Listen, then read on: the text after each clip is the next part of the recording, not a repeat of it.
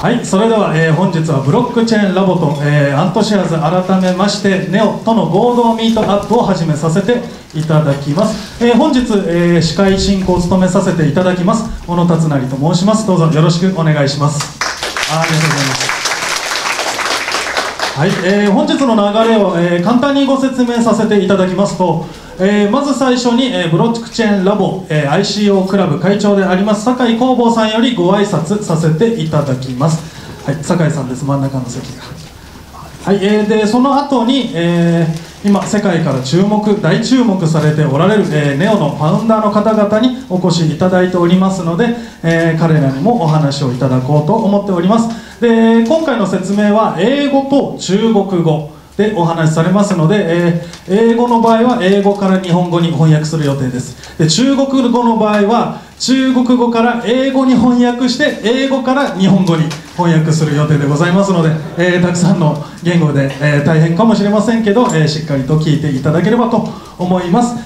このネオの方々にお話ししていただいた後は、一度おそらくこのぐらいの時間で休憩が挟むと思いますので、休憩を挟んだ後、本日はですねビットコインジーザス、わかりますかね。ビットコインジーザスで、知られておりますロジャー・バーさんが、来日ではないですね、日本に在住ですので本日来られると、聞いておりますので、ロジャーさんが来ましたら、お話しいただこうと思っております。でその後はですね本日、まだ来られてないですが8月30日に ICO 予定でありますスターベースの発起人ファウンダー、ブロックチェーンエンジニアであります佐藤祐樹様にもお越しいただいてお話を暗号通貨についてのお話をいただこうと思っております。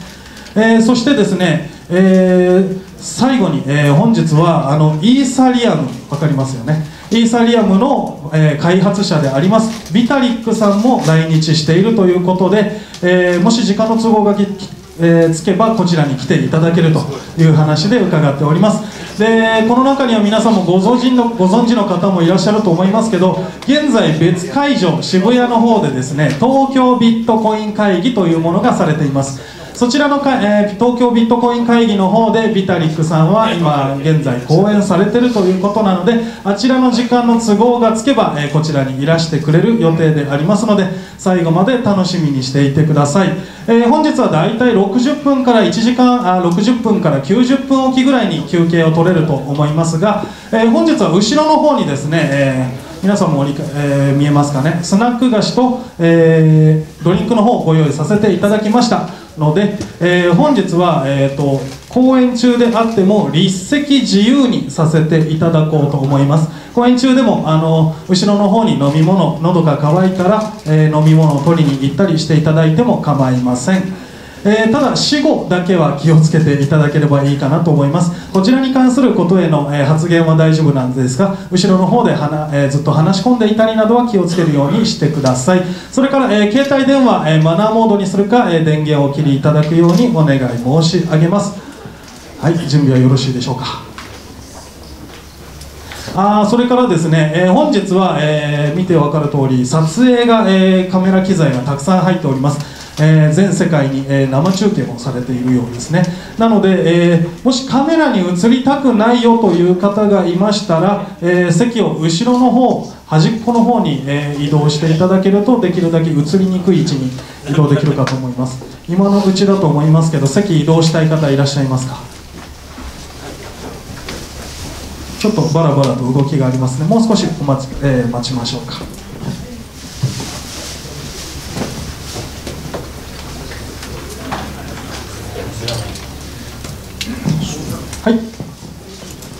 はい、撮影の方も大丈夫です。はい、個人個人の撮影していただいても構いません。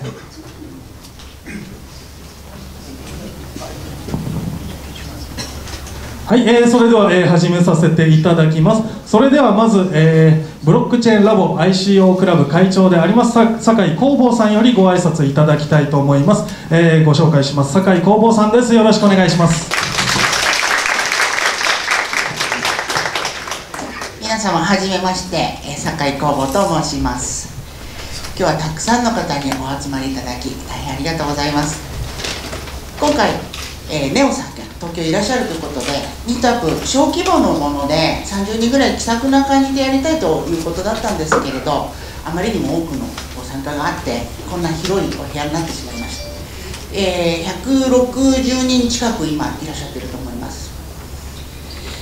今、情報が交錯する暗号通貨業界でいち早く正確な情報が必要ということで、皆さんとても研究熱心にこんなたくさん集まっていただいた。今すごくその熱意というかパワー、それをこちらで感じているところです。ネオさんが、説明いたしますで、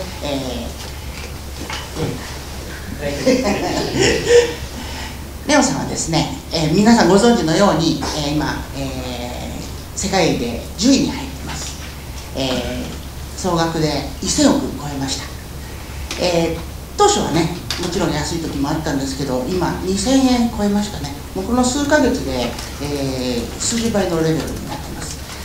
で、そうですね、スマートエコノミーといって、財産を管理するものだったり、あと、プログラミングがあらゆるものでできたりと、非常に使い勝手がいいということで伺っています。これから本当に世界のキーとなる暗号通貨だと思うので、私も持っているものをずっと持ち続けようと思っています。で、今日はロジャー・バーさんまだいらっしゃってませんけど、ちょっとお話しさせていただきたいと思います。私マジックマネービットコイン革命っていう映画を、春先でしたかね、見てすごい感銘を受けたんです。もちろんロジャー・バーさんのビットコイン暗号通貨にかける熱意にも打たれましたけど、いくつかフレーズがあって、今まで銀行口座が持てなかった方がビットコインのおかげで資産をやっと蓄積できるようになって、本当に初めて貧困から脱出できるようになるかもしれない。それからこっちの方が個人的には好きなんですけど、預金封鎖が国ができなくなる、無効化されちゃうので、戦争が起こせなくなるかもしれない。で、本当の意味での民主主義がこの暗号通貨から始まるかもしれないということで、そこにすごく心を打たれて、暗号通貨の世界に、特にのめり込んでいったのがここかなということですね。で、最後のスターベースの佐藤さんもいらっしゃる予定です。スターベースは、あれですね、クラウドファンディングとクラウドソーシングを掛け合わせたものということで、ICO もこの8月30日から9月14日でやる予定なんですけど、今まではいわゆるお金を集めるクラウドファンディングだけだったのが、採用、世界中のスタートアップが採用に使ったり給与の支払いに使ったりということで、イメージしていくとですね、すごい世界中の人たちがなんか新しい世界を作り上げていくっていう、すごい楽しいワクワクするようなイメージが私持っているので、ぜひそのあたりも今日伺いたいと思っています。最後になります。私たちのブロックチェーンラボですね、やっている内容ちょっとだけ話します。ブロックチェーンラボは、新規の ICO とか暗号通貨、それから新しいブロックチェーン技術などが出てきたときに、インタビューをしてそちらを流しているサイトになります。今20ぐらいのストックがあるんですけど、ほぼ毎日1個ずつインタビューしてますので、ぜひブロックチェーンラボで調べていただくとヒットすると思いますので、ご覧になってください。右上の方に、メルマガのボタンがありますので、そちらを押していただくと新規の情報が入るようになっています。あと耳寄りな情報が、ブロックチェーンラボ主催で、今度の11月3日に、ブロックチェーンカンファレンスを行います。結構盛大に大きくやる予定です。11月3日は金曜日で祝日文化の日になっています。ブロックチェーンカンファレンス、ちょっと覚えておいていただき、日付開けといていただけると嬉しいです。最後になります。QR コードが置いてあったと思うんですけど、こちらは、今回の、ミートアップだけのために作ったものです。今回の資料だとか追加情報だとかそういったもの、あとブロックチェーンラボからちょっと流しますけれど、ですのでぜひ皆さん登録していっていただけると嬉しいです。ちょっと私硬い感じになっちゃったかもしれないですけど、今日は立食パーティーじゃなくて、自由に立って歩ける状態なので、何言ってるかもわかんないですけど、気楽な感じでやっていただければと思います。私からは以上です。ありがとうございます。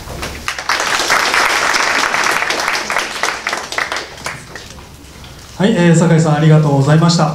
先ほど酒井さんからもご案内があった通り、手元にあります、LINE アットの QR コード、こちら登録していただければ、本日の、追加資料などありましたら、お渡しできると思います。先ほども酒井さんからあった例えばマジックマネーでしたっけ、そちらの映画ご覧になられた方ってどれくらいいらっしゃいますかね。ちらほらっていう形ですよね。多分まだあまり皆さん知られてないと思いますので、こちらネットで、見ることができます。ネットで、レンタルバージョンでしたら300円、ダウンロードバージョンで900円で見ることができます。もちろんビットコイン決済が可能であります。そちらの映画のリンクとかもこの LINE アットでお送りできると思いますので、そういった情報を知りたい方は LINE アットにも登録しておいてください。それでは、続きまして、ネオ様の方から、お話ししていただこうと思います。今ちょっとだけ、酒井さんからもご説明がありましたが、私からもネオのご紹介をさせていただこうと思います。アントシェアーズ改めネオは、2015年に ICO が行われて2016年に取引が公開されました。で今では、大手取引所ですとビットレックスなどで、たくさんの取引所で扱われている、世界が注目しているコインであります。でそんな、ネオは2017年7月、先月ですね、ちょうど先月にアントシェアーズからネオと名称を変更されて、名称変更後も、どんどんと時価総額を伸ばしていきまして、現在では時価総額1000億円を超えて、時価総額ランキングで言えば今現在10位まで伸ばしてきている、本当に世界が日本だけでなく、日本だけというよりかは日本以上に世界が注目している暗号通貨であります。そんな新しくなった暗号通貨ネオについて、本日はファウンダーでありますホンフェイ氏と、エリックさんから、ご案内をしていただこうと思います。それでは準備の方よろしいでしょうか。ご紹介します。ホンフェイさんとこちら側がエリックさんです。よろしくお願いします。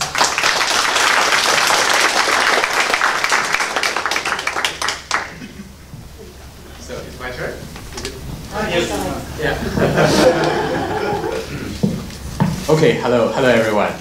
I'm very excited to see all of you guys here tonight in Japan.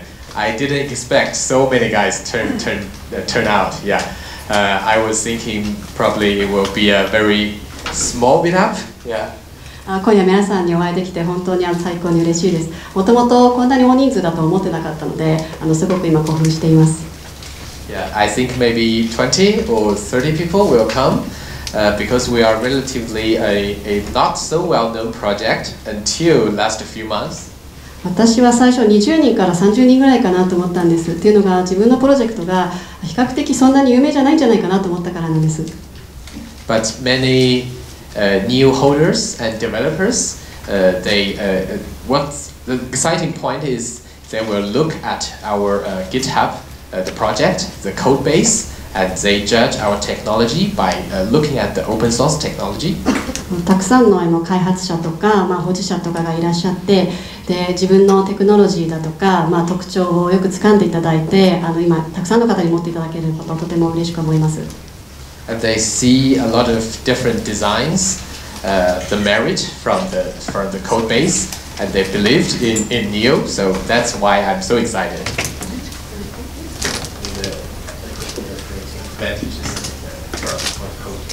コードがすごくアドバンテージというか利点があるというふうにおっしゃってます。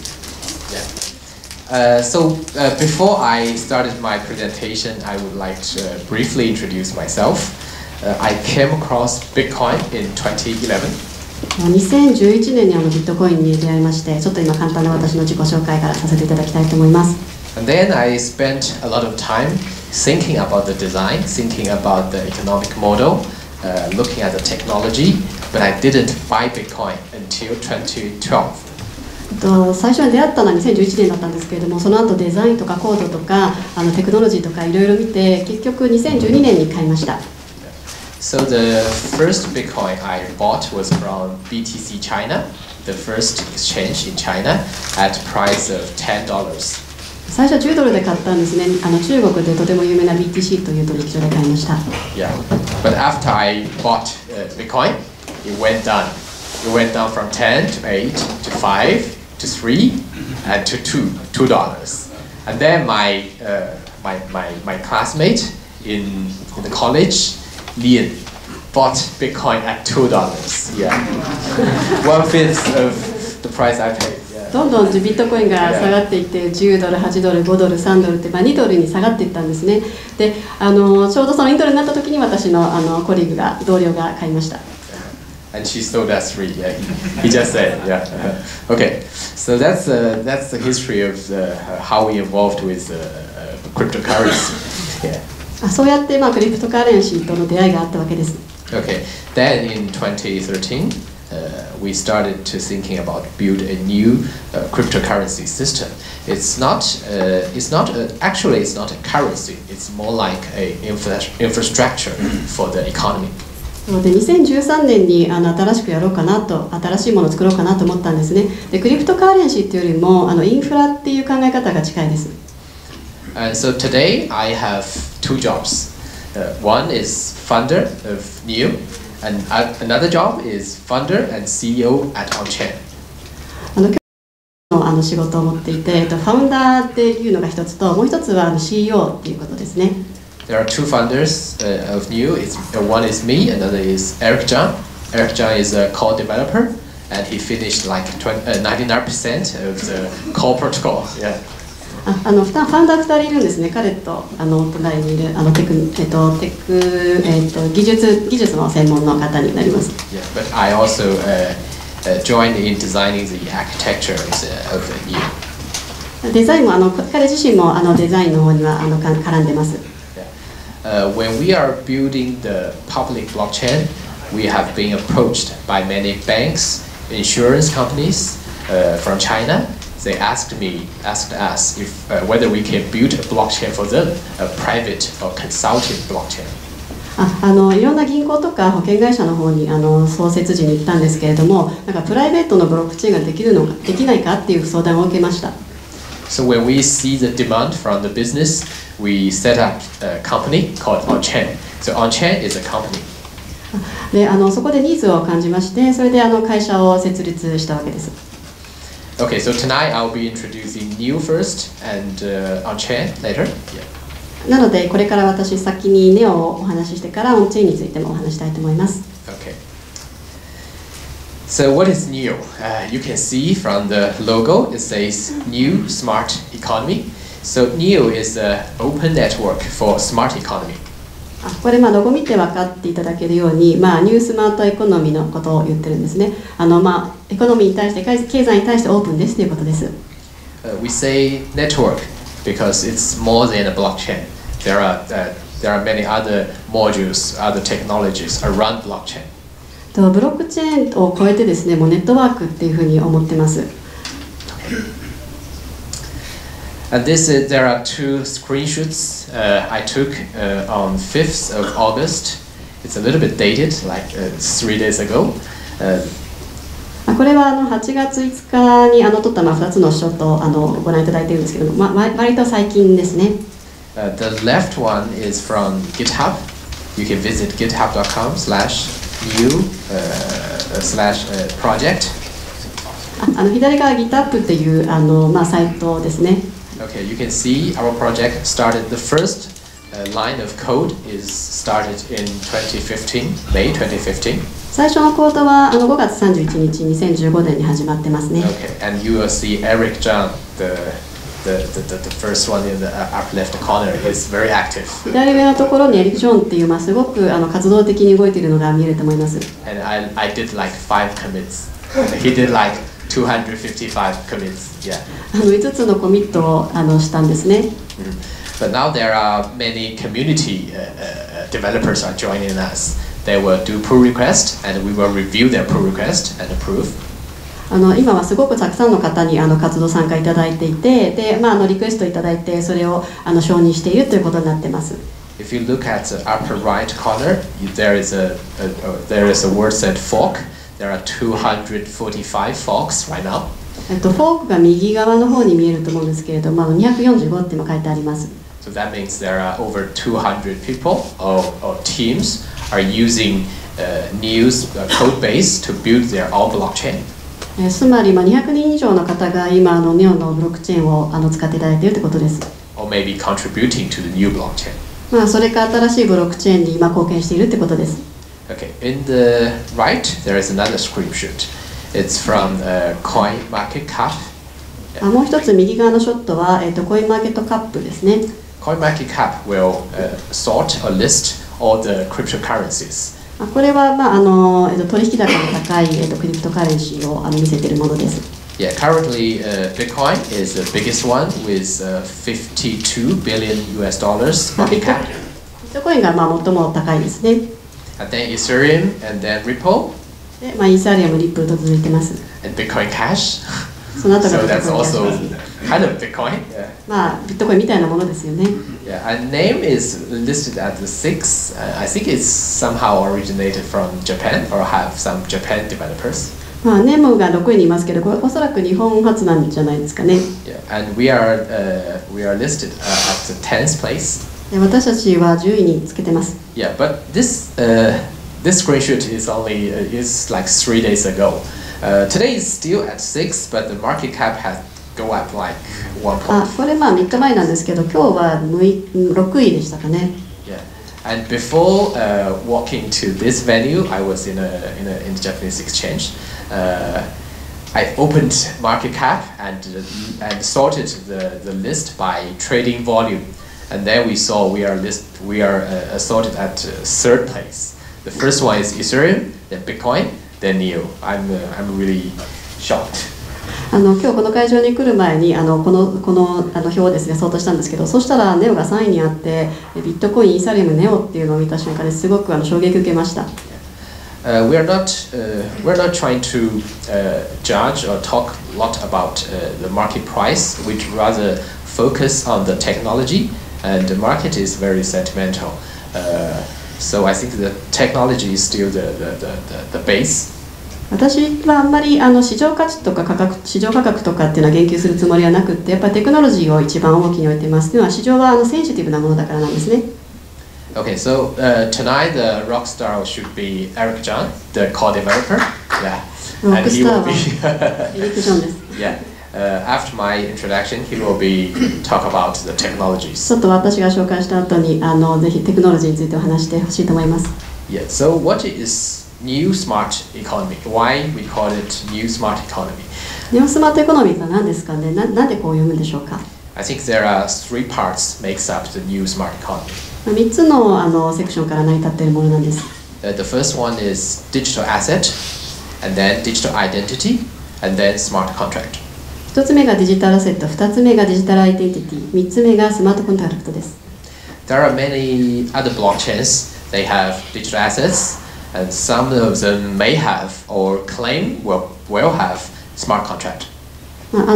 他にもブロックチェーンでこういうスマートコントラクトっていうのを謳っているものはありますよね。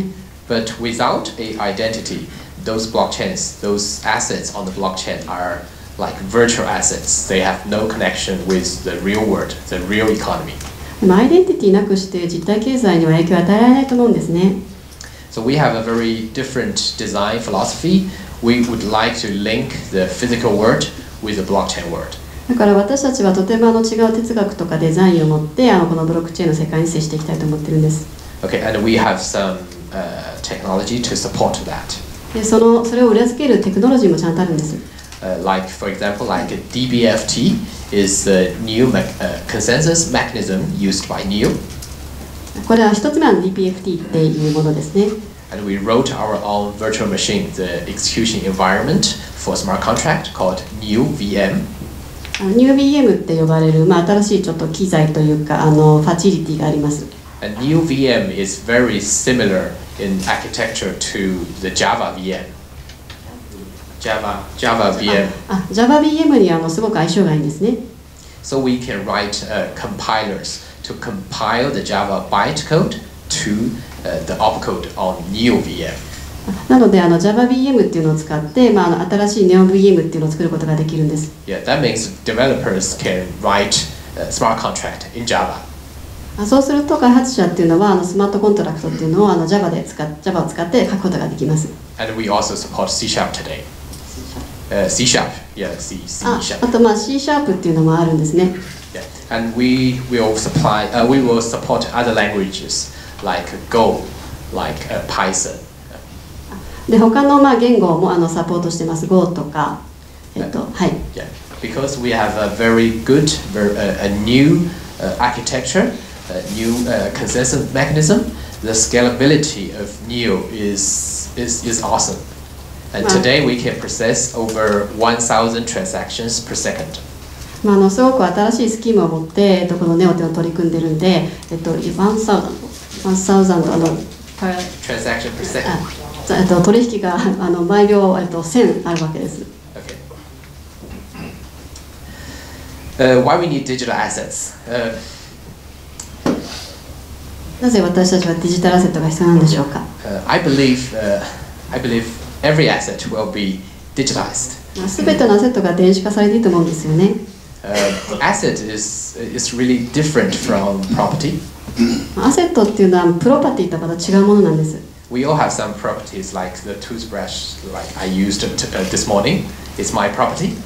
歯磨き粉とかですね、私は今朝も使いましたけれども、これはプロパティっていうものです。But it's not an asset because it doesn't have an exchange value. You can't really sell it. アセットではないです。資産ではないです。なぜかっていうと、エクスチェンジ、交換できるものではないですからね。But what type of asset is the most desired one? What type of? どういうアセット、資産が望ましいんでしょうかね。I will say the asset with liquidity is the most desired asset. 流動性のあるものはやっぱり資産として価値があると思うんですよね。Every startup wants to get their company listed on some stock exchange. で株の取引なんかもありますけれども、やっぱ流動性っていうのは大事ですよね。When they get listed, their stock, their price, the shares go up like maybe 10 times, maybe even 100 times. 一度その流動性の価値を認められると、その価値が上がっていきますよね。で、ランクも上がっていくわけです。And the big part of it is contributed by the liquidity provided from the stock exchange. で、そうやって株式市場で流動性っていうのがもっと盛んになっていくわけですね。And to get liquidity, the best way is to digitize the asset. When it's digital, it can be transferred over the world with very low cost and no cost to preserve it. でその流動性の要になるのがこの電子化っていうもので、やっぱり物事の取引っていうのがすごくスムーズになりますよね。So we have no doubt that every asset will be digitized. だから全ての資産っていうのはやっぱ電子化できることっていうのが大事だと思ってます。Okay, then when we have digital assets, why we need digital identity? じゃあその次になんでこのデジタルアイデンティティが必要なんでしょうか。Yeah, there are many type of assets. Like Bitcoin is an asset. It's created by the Bitcoin by Satoshi. It's live on the blockchain. It doesn't need any identity to own a Bitcoin. ビットコインというのも一つのすごく重要な資産ですよね。サトシという人から作られましたけれども。But there are many other physical assets or real-world assets that was owned by a person or by an organization. It was protected by the law, like your house or maybe your bank account. 物理的な資産というのは、人が持っていたり組織が持っていたり、国に守られていたりしますよね。If you want to move those assets onto blockchain, you need identity. When you have identity, you can mirror those assets. そういうものをブロックチェーンに載せていきたいと思ったらアイデンティティのがすごく必要ですよね。それを持って、コピーというかができるわけです。Yeah, so identity is really like the bridge between the blockchain and the real economy. なので、このアイデンティティのは、実体経済とブロックチェーンをリンクしているものだと考えています。Okay, then the last one, why we need smart contract. じゃあなんでスマートコントラクト最後にこれ必要なんでしょうか。I always been asked about the essential spirit of blockchain. A lot of people will say it's decentralization. I don't believe so. I think decentralization is more like a measure to a different purpose, to a greater purpose. 中央集権に管理されないっていうのがブロックチェーンではよく言われますけれども、それだけじゃないと思うんですよね、魅力って。I think the spirit of blockchain is all about trusted data, rules, and computation. ブロックチェーンのスピリッツというのは、信頼があるとか、データに基づいているルールがあるとか、電子化されているこういうものもそうだと思うんですよね。I use trusted, but it doesn't mean it's not the same trust that you trust somebody, a company, or the government. It's more like you can verify all the transactions, all the informations by yourself, use the technology. この信用というのは人を信用するっていう意味とはちょっと違くって、全てのものを可能にするっていうことに近いですよね、テクノロジーを使って。And data is all the transactions, the ledger. データっていうのは全て取引ってことですね。And rules and computation is about smart contract. Computation is about the execution of smart contract, and do they get a consensus result? でルールっていうのは、ルールですけれども、コンピューテーションっていうのはそれを実行するものっていうことですね。So after we have smart contract, we can control the asset, the digital asset, and we don't need to trust a people or a company or a government. スマートコントラクトが使えるようになると、資産というのを人に頼らなくてもいいということになるわけです。Okay, that's for NEO, the smart economy. And then we move to on-chain. What is on-chain? On-chain is a distributed ledger technology for enterprise. Actually, it's a company. これはオンチェーンというのはカンパニーなんですけれども、テクノロジーを提供するわけです。Yeah. And on-chain has a product called DNA. でオンチェーンには DNA というプロジェクトがあります。It's short for Distributed Network Architecture.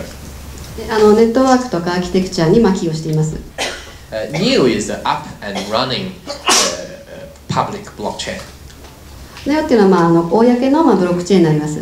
But DNA is more like a template. It's not a particular blockchain. It's a technology. It's a framework. DNA っていうのはどっちかというとフレームワークですね。Yeah. And there already have been a lot of many use cases used DNA. たくさんのところでこれ活用されています。Okay, there are. I would mention four of the use 4つ cases. の事例をご紹介します。The first one is we work with Guiyang government. Guiyang is a local government in China. 中国の自治政府で一つ使われています。And Guiyang is very famous for the big data industry in China. ビッグデータにすごく強いんですね。Yeah, we built a identity chain for Guiyang government. アイデンティティチェーンというのをこの政府のために作りました。And we set up a child company in Guiyang. でシャウトカンパニーというのを作りました。It's partially owned by on-chain and partially owned by Guiyang government. 半分というか部分的にはオンチェーンが持っているものですけれども、残り半分は政府が持っているものです。Because identity is very sensitive, it has a lot of privacy issues, so it's better to have a government-controlled company. アイデンティティってすごく繊細なものなので、政府の協力があった方がいいかなと思いました。And we also work with China Clearing. チャイナクリアリングというところもともやってます。Yeah. Do you guys know DTCC? DTCC はご存知ですか？ Yeah. DTCC is it's like the US version of China Clearing. All the shares, the stocks you buy on Nasdaq or NYSE is recorded at DTCC. Yeah. ナスダックとかで取引されたものっていうのがこの DTCC というところで保管登録されるんですね。Yeah, China Clearing is the Chinese DTCC, or we call it the centralized security depository. 中央集権化されたチャイナクリアリングなんです。Yeah, we built a proof of concept for equity crowdfunding for China Clearing. 株のファウンディングもやってるわけです。And then we also worked for Everbright Securities. もう一つはエバーブライトセキュリティというところとも手を組んでいます。Yeah, Everbright is kind of like a investment bank plus a broker. 投資信託でもあり、ブローカーでもあるんですね。Yeah, and we also have a child company run a consulting chain called Lawchain. 子会社のコンサルティング会社があります。ローチェーンと言います。Yeah, and you can put a hash of a particular electronic data onto Lawchain. データをハッシュをそこに置くことができるんですね。Then even yourself cannot alter or edit all the data because it was recorded on the blockchain. これブロックチェーンに全部登録されているので、改ざんもできないようになっています。And probably many of you know Factom. It's another blockchain project. ファクトムっていうもう一つブロックチェーンのプロジェクトがあります。They put hash onto Bitcoin. ハッシュをビットコインに付与するんですね。But blockchain is very different. One of the node of blockchain is run by a what we call judicial expertise institution in China. ジュディコインスティテューションというところで保管されていて、ちょっと違う仕組みをとってます。Okay, or in Chinese we call it 司法鉴定机构. Is there anyone can translate that into Japanese? 証拠とかを証明する組織ですから。Okay, so in a short word, the data you put into blockchain will be recognized by the Chinese court.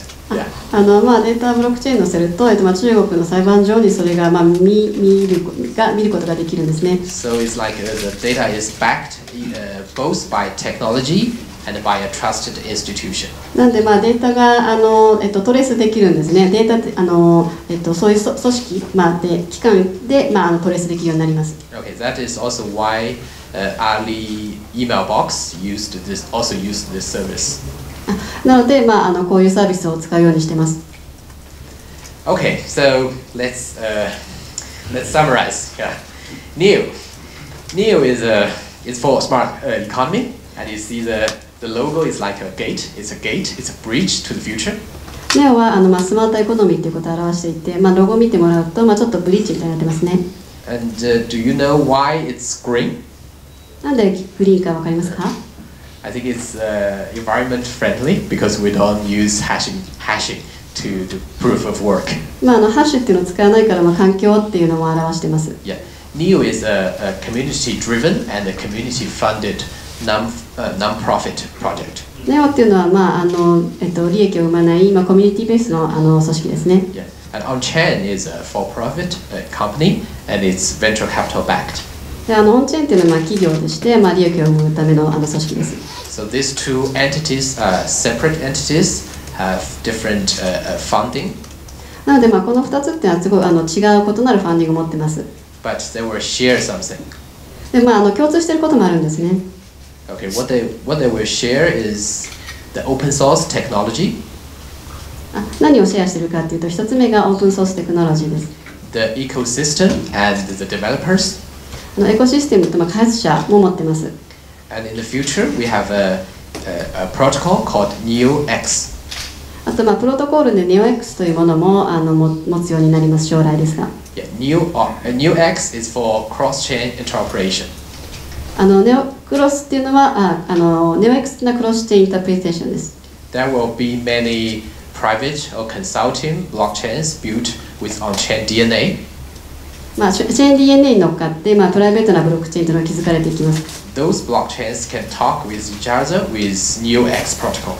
でそういうブロックチェーンを通じてNEOX クロスっていうのがやり取りができるわけです。And then those separate consulting blockchains, private blockchains can link to the bigger public blockchain of NEO. で個別のプライベートのブロックチェーンが公のブロックチェーンに結びつくことができるんですね。I believe we will see a internet of blockchains in the future. ブロックチェーンのインターネットっていうのが将来見られると思います。Okay, that's what I'm sharing today. Yeah, thank you guys. はい、ありがとうございました。Let's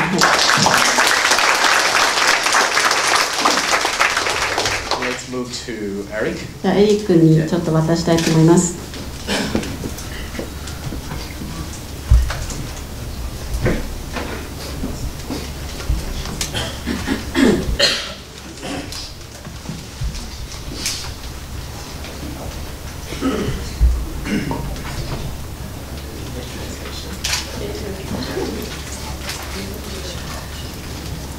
好，大家好，我刚才大叔已经讲了那个 NEO， 那我就聚焦在这个技术方面，讲一下 NEO 的这个智能合约方面的技术问题。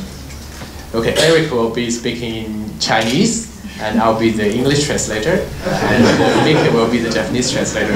エリックは中国語で喋って、僕が英語で、私は日本語で喋ります。And Eric will introduce the new contract system. エリックはニューコントラクトシステムをこれからお話します。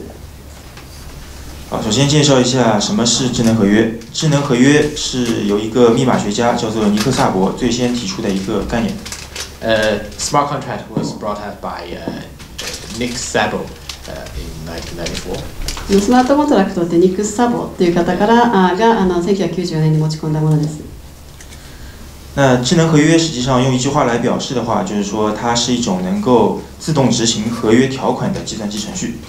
It is a kind of a computer program that can automatically execute the clause in a contract.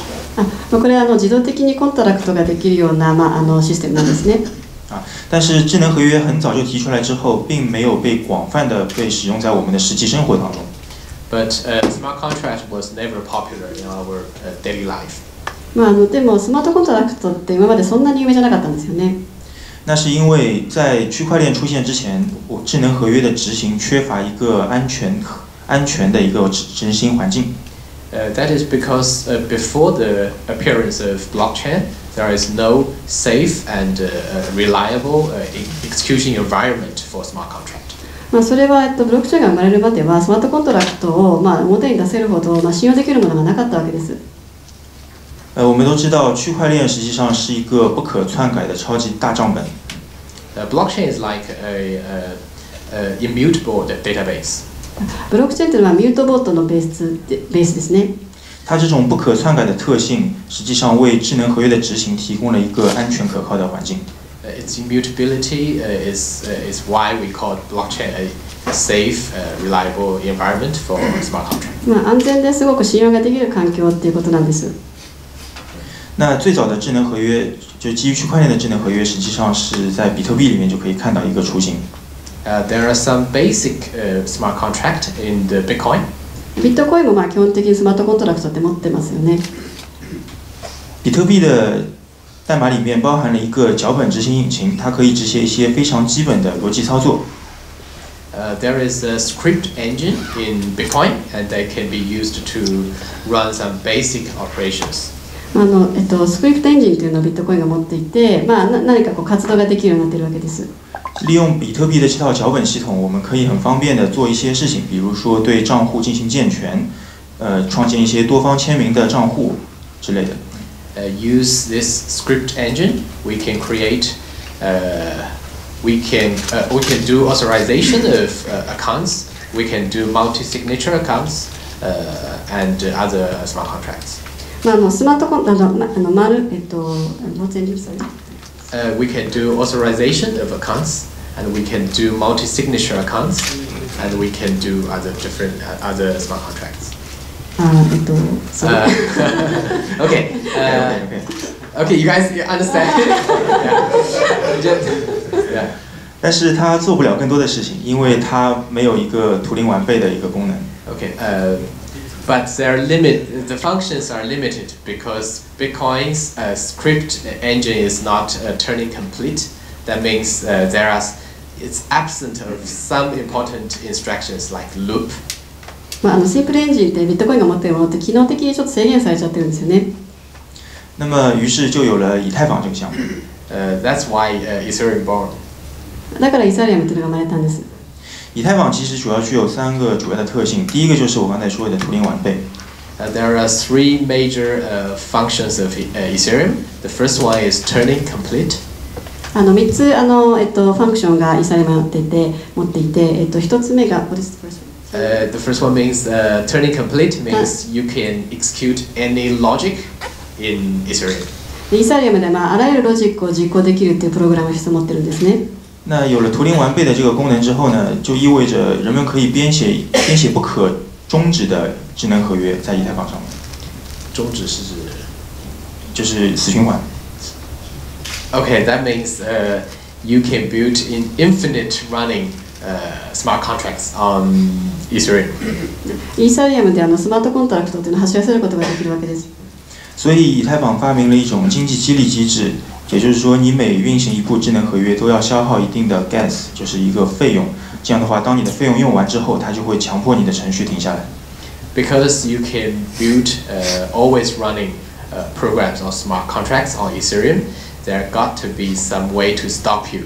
So they invented the gas system to every time you execute a operation, you will consume some gas. なので、いつでも常に動いている稼働しているスマートコントラクトなので、それを止めるっていうことが出てくるわけです。同时，这些被消耗掉的 gas 这些费用会被用于激励那些挖矿的矿工。And those gas that consumed will be used to incent all the miners of Israel. So yeah. Okay, the gas is consumed, and the gas is used to pay the miners, what we call miners, mining workers. いつもそうやって働き続けているので、ガスがどうしても切れちゃうわけですよね。There are so many jargons on blockchain. 最后就是它有一个持久化的存储区，可以让智能合约在运行的过程中保存一些数据。And the last feature is they are stateful and they have persistent storage, so the information, the data can be stored.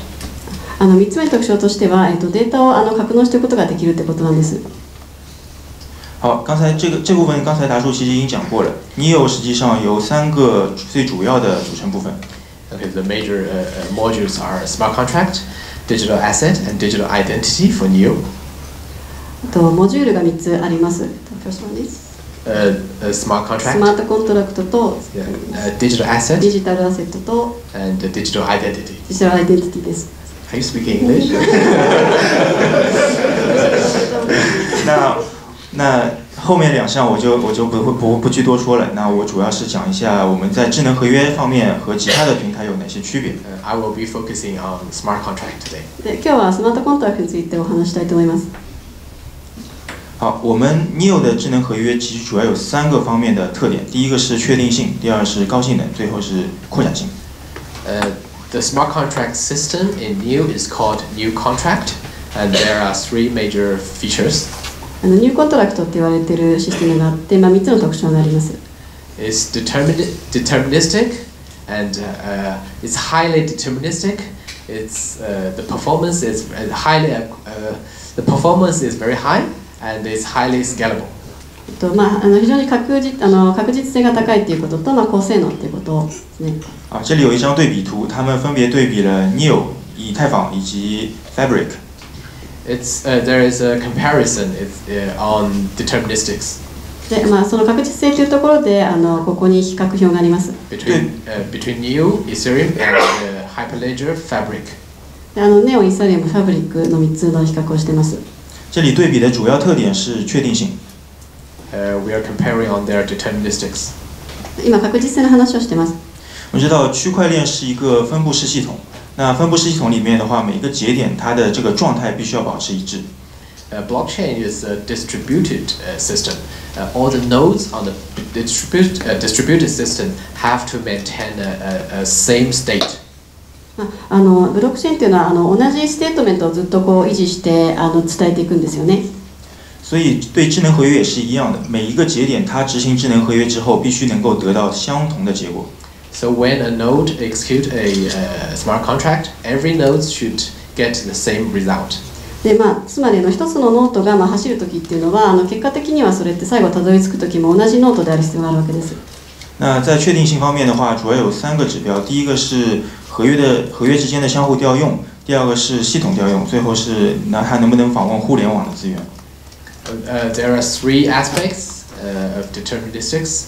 One is whether the smart contracts can call each other.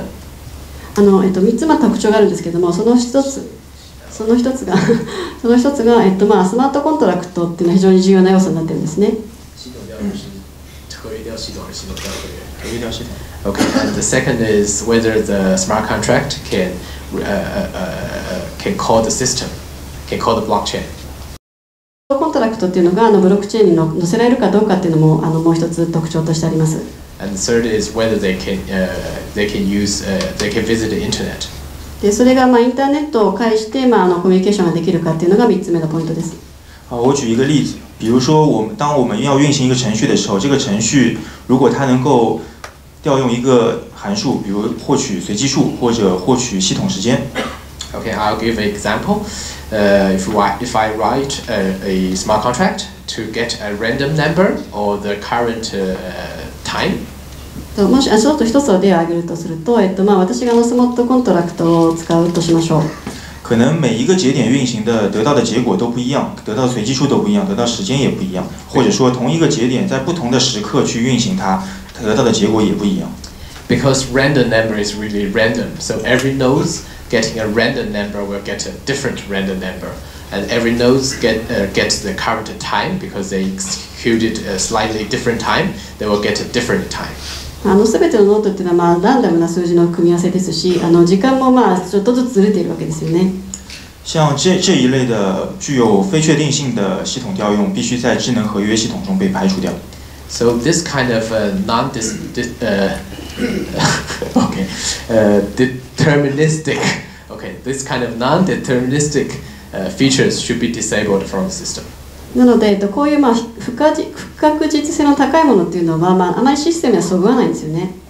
访问互联网也是一样的，互联网上面的内容也具有非常大的不确定性。每个人得到的虽然访问相同的网址，但是得到的结果可能也是不一样的。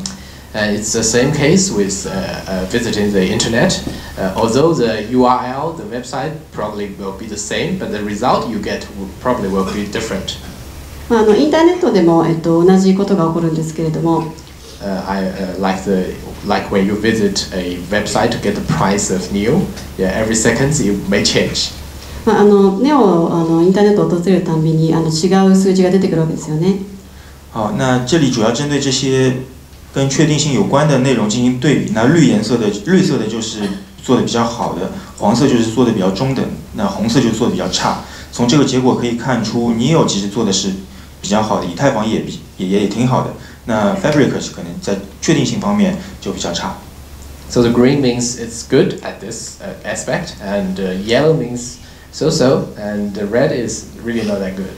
この3つ比較してますけれども、青っていうのはいいところで、黄色が普通ですね。赤がちょっと改善用っていう意味なんです。这个表格是对性能的对比。This is a comparison about performance.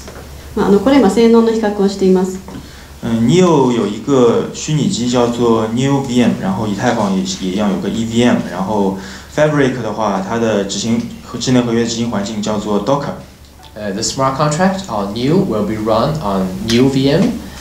On Ethereum, it will be run on EVM, and on Fabric, they have Docker. NEO はNEO VM で、イーサリアムが EVM で、Fabric っていうのがDocker っていうのを走らせています。针对智能合约的执行呢，他们在性能方面会有3个部分。第一是合约的部署，然后是合约的加载，最后是合约的执行。There are 3 aspects, including deployment of contracts, loading of contracts, and execution. コントラクトの展開ですとかローディングっていう側面を持っているわけです。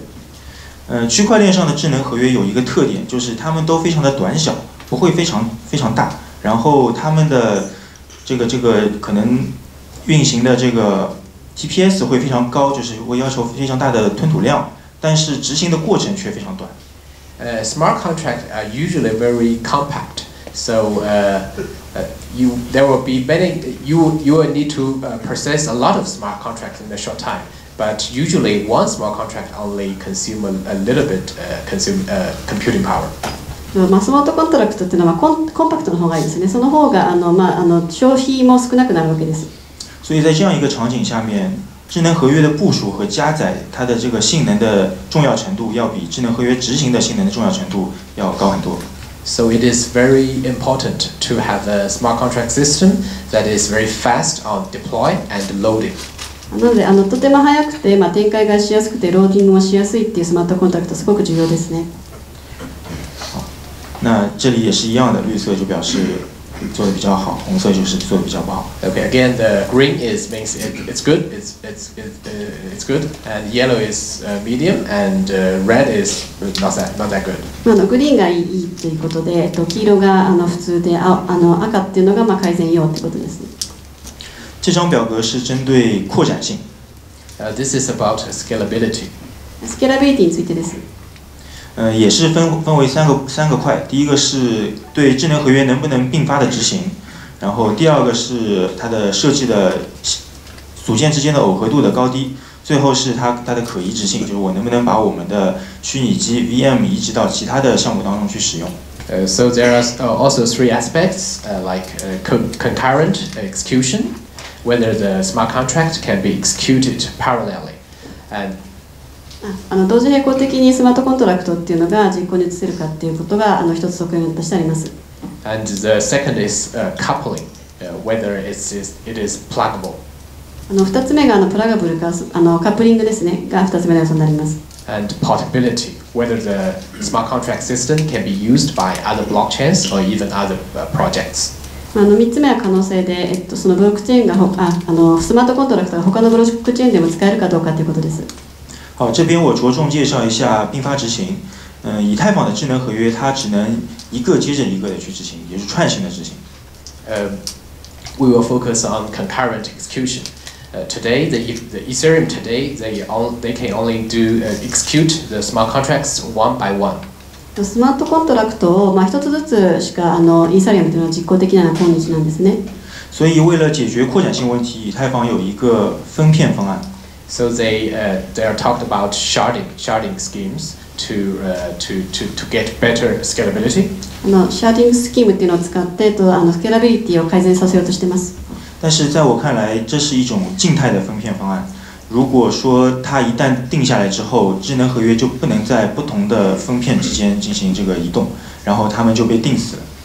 And sharding is a statistic way to resolve the scalability issue. When one smart contract is deployed in one shard, they are fixed. They will not be moved around different shards or zones. スマートコントラクトがグラグラしないようにいろんなところに行ったりしないようにすることができます。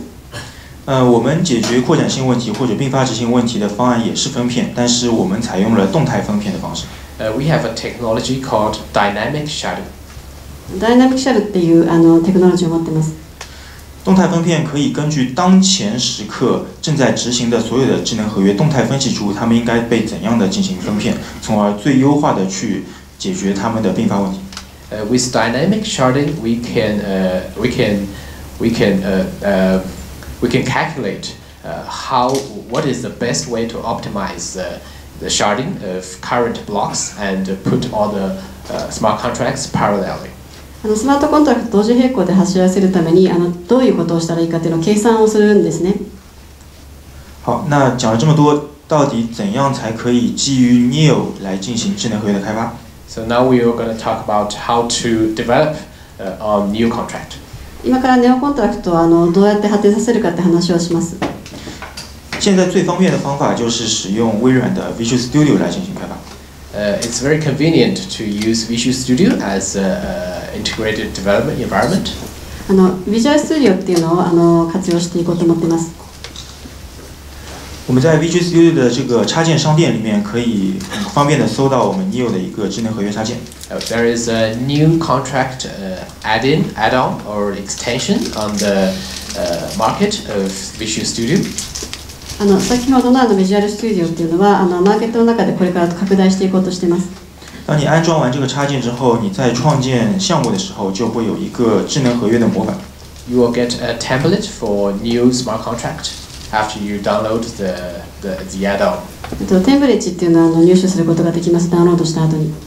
从这个模板来创建项目之后，很方便，你就可以得到一个 Hello World 的这样一个智能合约项目。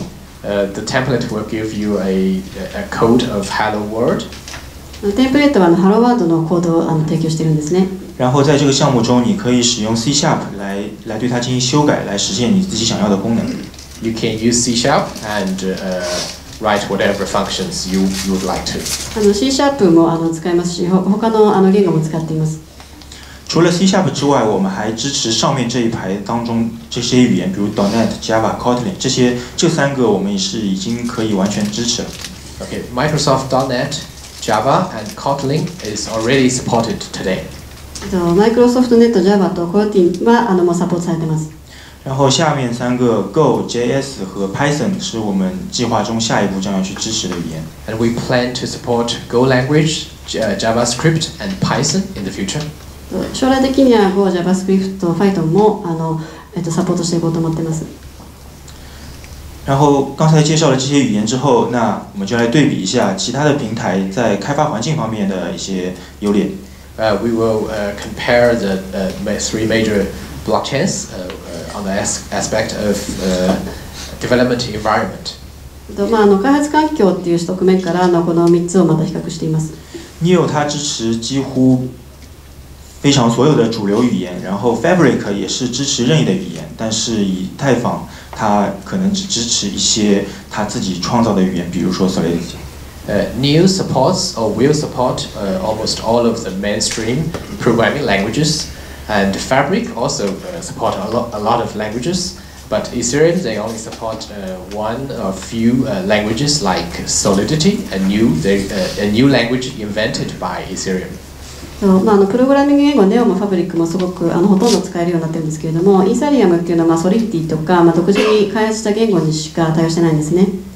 这就意味着 NEO 和 Fabric 它可能可以吸引到数千万的开发者，而以太坊它可能吸引不到那么大数量的开发者。That means there are maybe thousands of Solidity developers in the world, but there are like millions of other language developers, like Java developers, C# developers out there. It's a much bigger ecosystem. Solidity もそれなりに開発者がいるのかもしれないですけれども、もっとメジャーな言語も C# のようなメジャーな言語もあるわけです。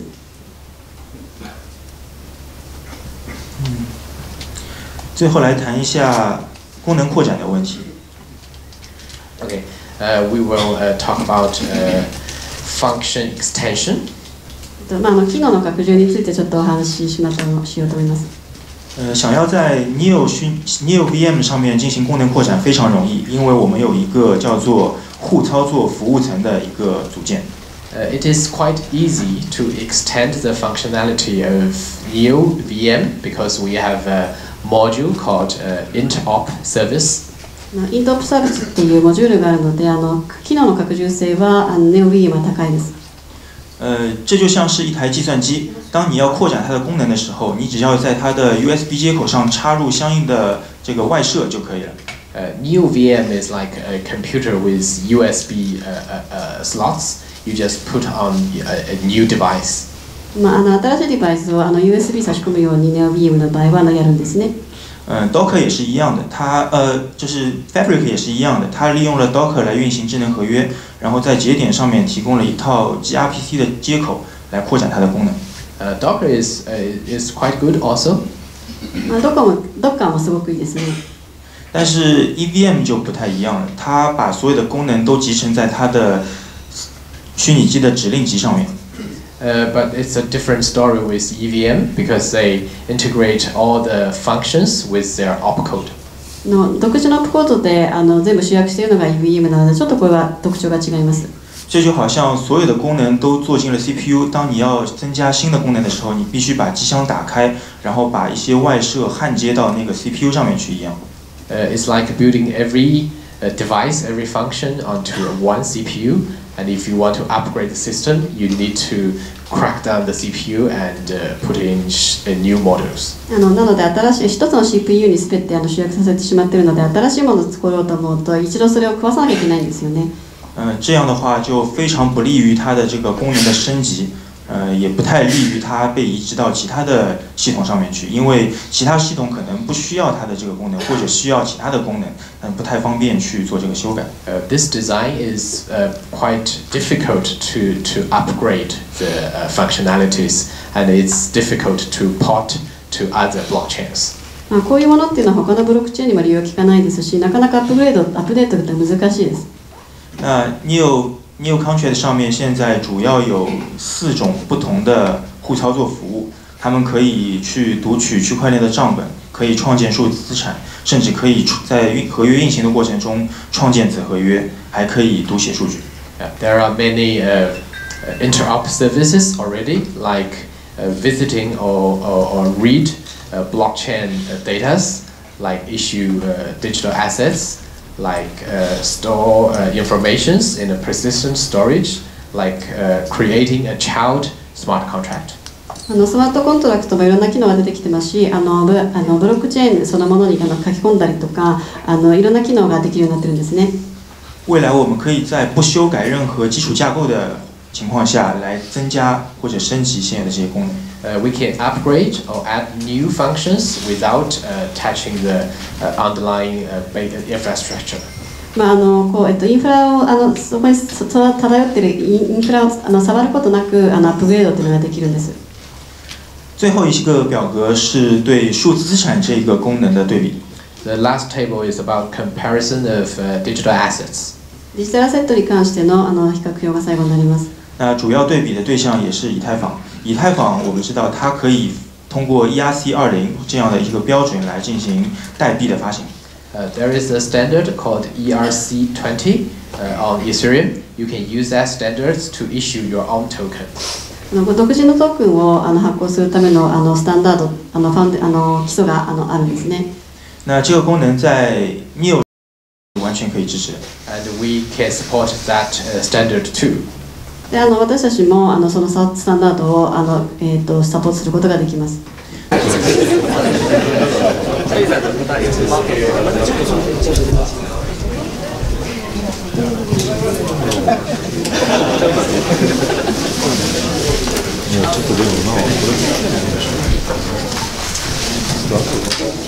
はい、それでは続きまして、先ほどネオ様の方から、ご案内がありましたけれども、これに関して、ネオさんや、最初にお話しいただいた酒井さんに対してでもいいですけれども、何かご質問ある方はいらっしゃれば、挙手をお願いします。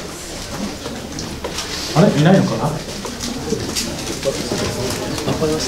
本当にいないんですか？ちょっとギフトがあるんですよね。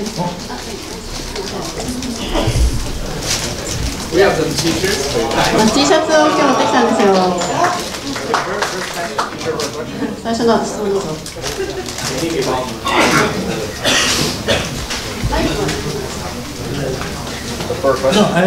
マイクを持ってきてください。これはネオ T シャツですね。こっちにいるスタッフの方々が着てるネオ T シャツをフェイさんの方からプレゼントしていただきました。ありがとうございます。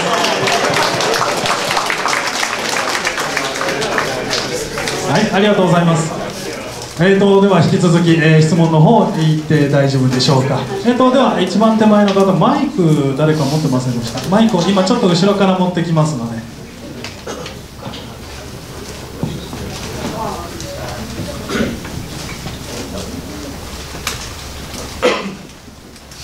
どうも、今日は興味深い話ありがとうございました。とても参考になりました。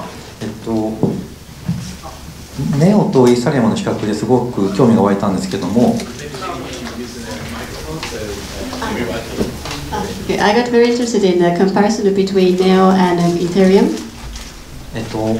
比較の表を見るとあらゆる点で結構ネオの方がイーサリアムよりいろんな上回る点が多くて。When I see the chart, it looks like Neo has got much advantage than Ethereum.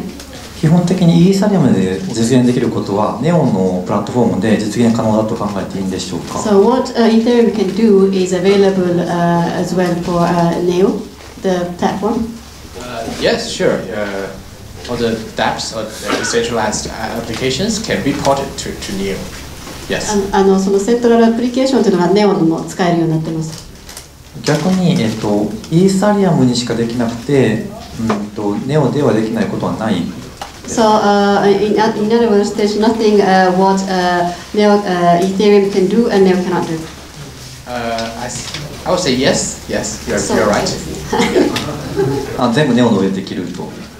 So what Ethereum covers, Neo also can do. Yes.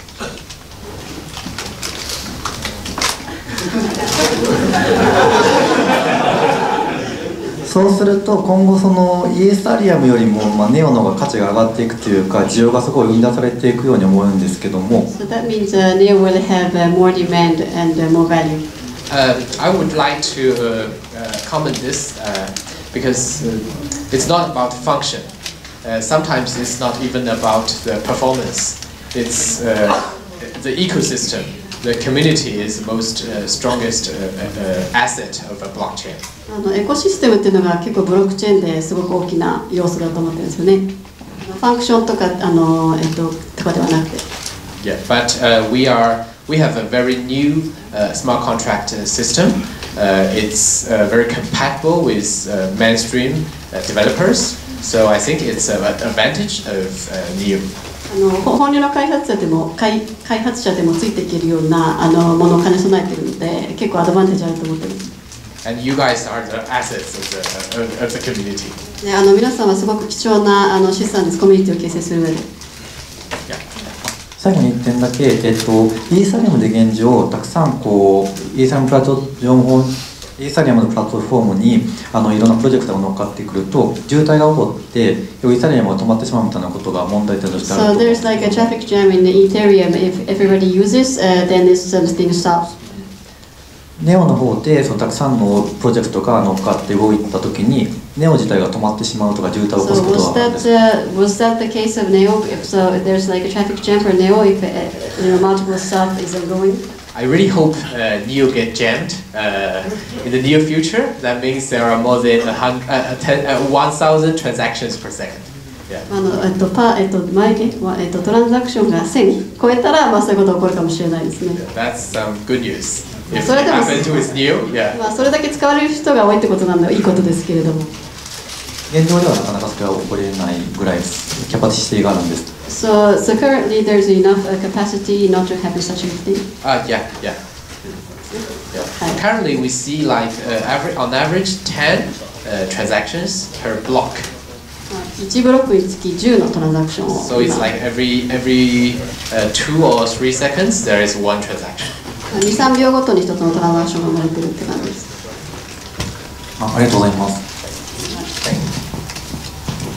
はい、ありがとうございました。他に、ではそちらの2名の方々。In English, okay. So one of like the big problems I think about smart contract-based systems is you're guaranteed that the code is going to run, but it's very possible that there's a bug or the human intention is not what's actually reflected in the code, which is, what's happened with DAO hacks or like parity hacks and things like that. So how do you build systems for contract safety, especially when it's a financial system where if there's anything wrong, potentially funds lose? And sort of a second part, maybe we need to translate that first. Yeah.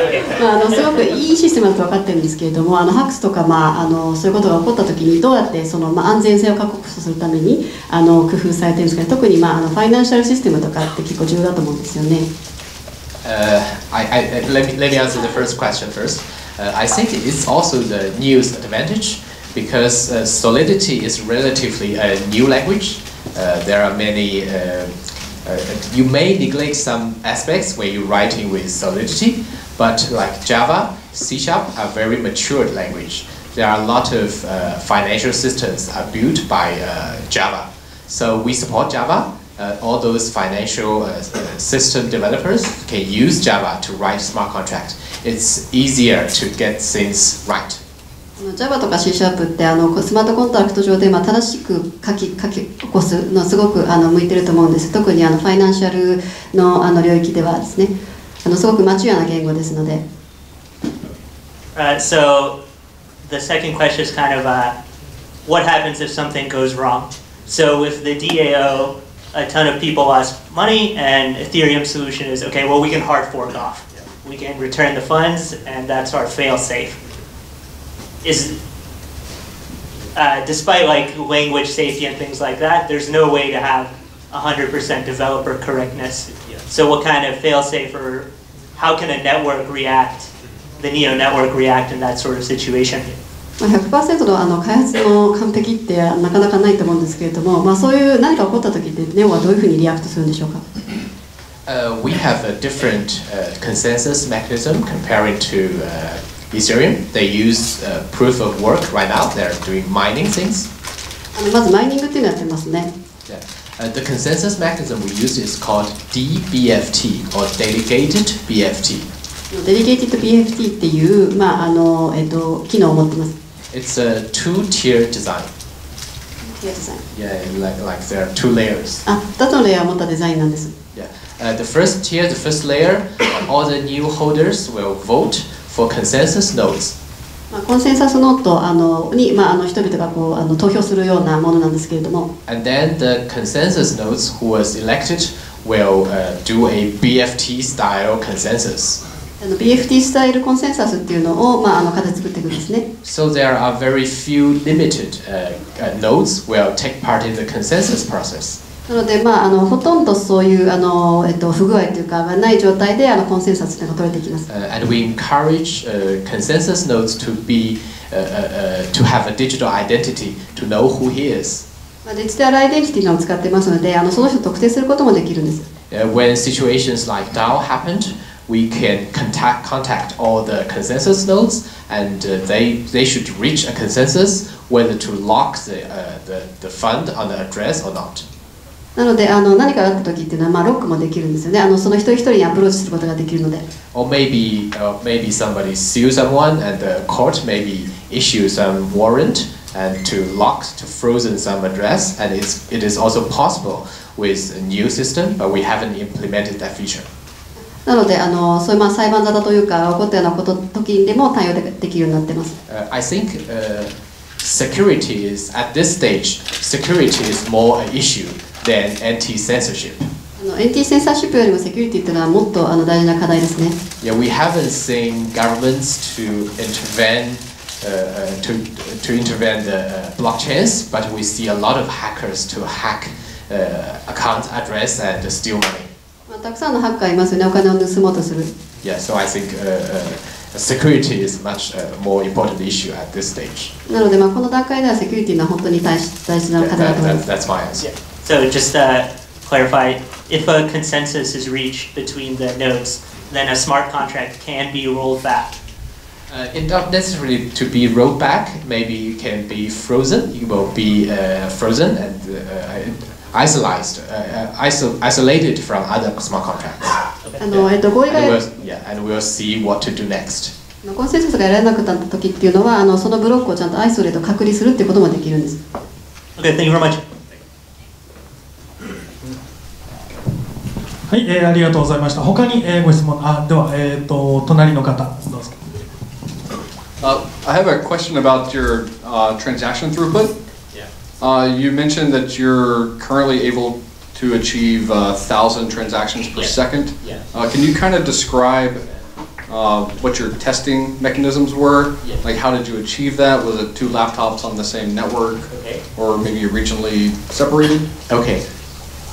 取引高がとても高いみたいなんですけれども、どうやってそれを実現しているんでしょうか。We already did a drill on testnet, and it's not two laptops on the same room. It's on, I think, a few nodes is on.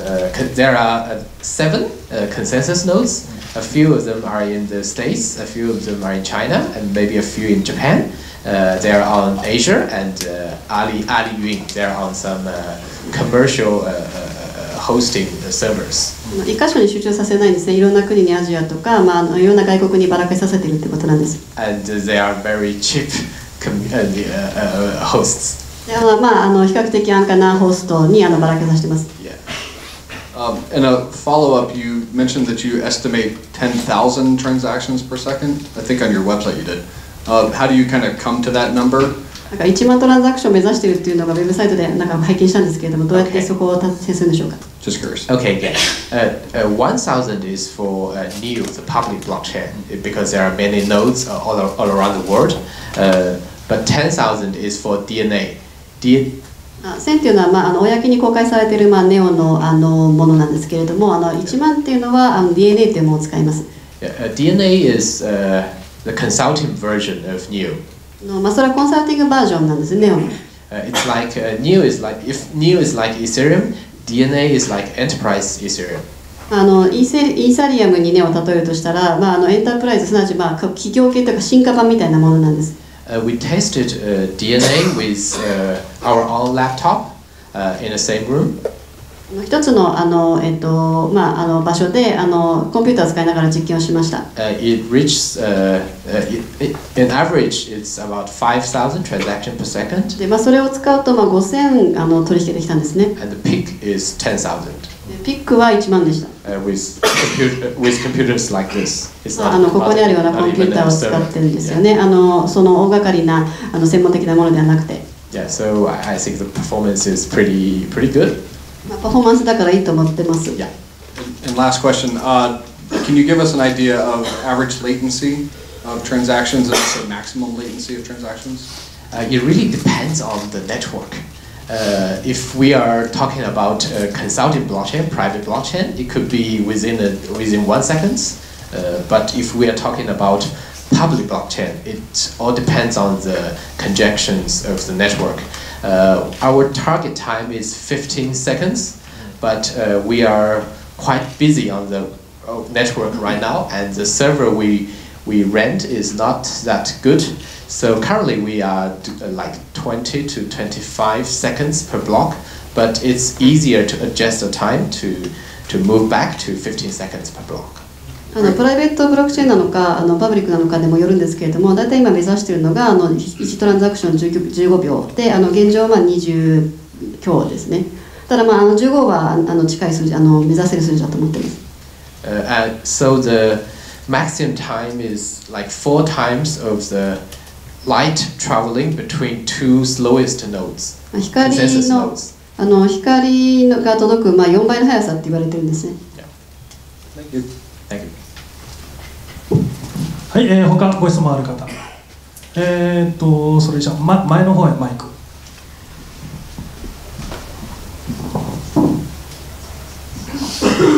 前の方は。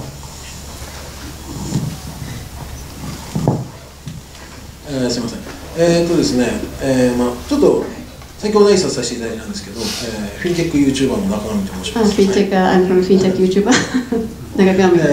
で僕今まで結構動画の中でイーサリアムをすごい推してたんですけど、僕自身がちょっと入金を受け取る際に今日現在60日以上経っても届かないものがあったりして、最近ちょっとイーサリアムダメじゃないかって言ってるんですね、実は。I was pushing on the movie that Ethereum is the best, but it took a little bit time to get the money actually, so maybe it's not. で、ここに来てちょっと僕はネムがいいんじゃないかとかいろんなですけどもうズバリこのイーサリアムとかネムとかこういったものよりもここがすごいぞっていうのをあったら教えていただきたい。Currently, I nominate NEM as the best maybe, but if this NEO is the best, what is the strong point among those? You mean comparing to Ethereum and NEM? Oh, that's a big question. Yeah. すごく大きな質問ですね。I also we are different. Yeah, we have different philosophy. Yeah. 全く違う哲学を持ってるんですよね。Yeah. If you open Ethereum.org, you will see the first page says, "Let's build unstoppable application." イーサリアム .com というところを開くとStop the solution というふうに書いてあるんですけれども。Yeah, so that means anti-censorship is their high priority for Ethereum. Anti-sensitivity っていうのがイーサリアムにとっては高い優先度になっているということなんです。But we have a different design philosophy. Anti-censorship is not the most important thing. ネオにとってそれは別に一番のことではないんですね。We even look to how to be compliant with the regulations. どうやってそのレギュレーションに順応していくかということのが大事だと思っています。Yeah, so I think that's the main difference. それがとても大きな違いですね。Yeah. ありがとうございます。Okay, thank you. はい、それではそちらの奥の方。会場暑いという方いらっしゃいます？暑い寒いちょうどいいですか？大丈夫ですね。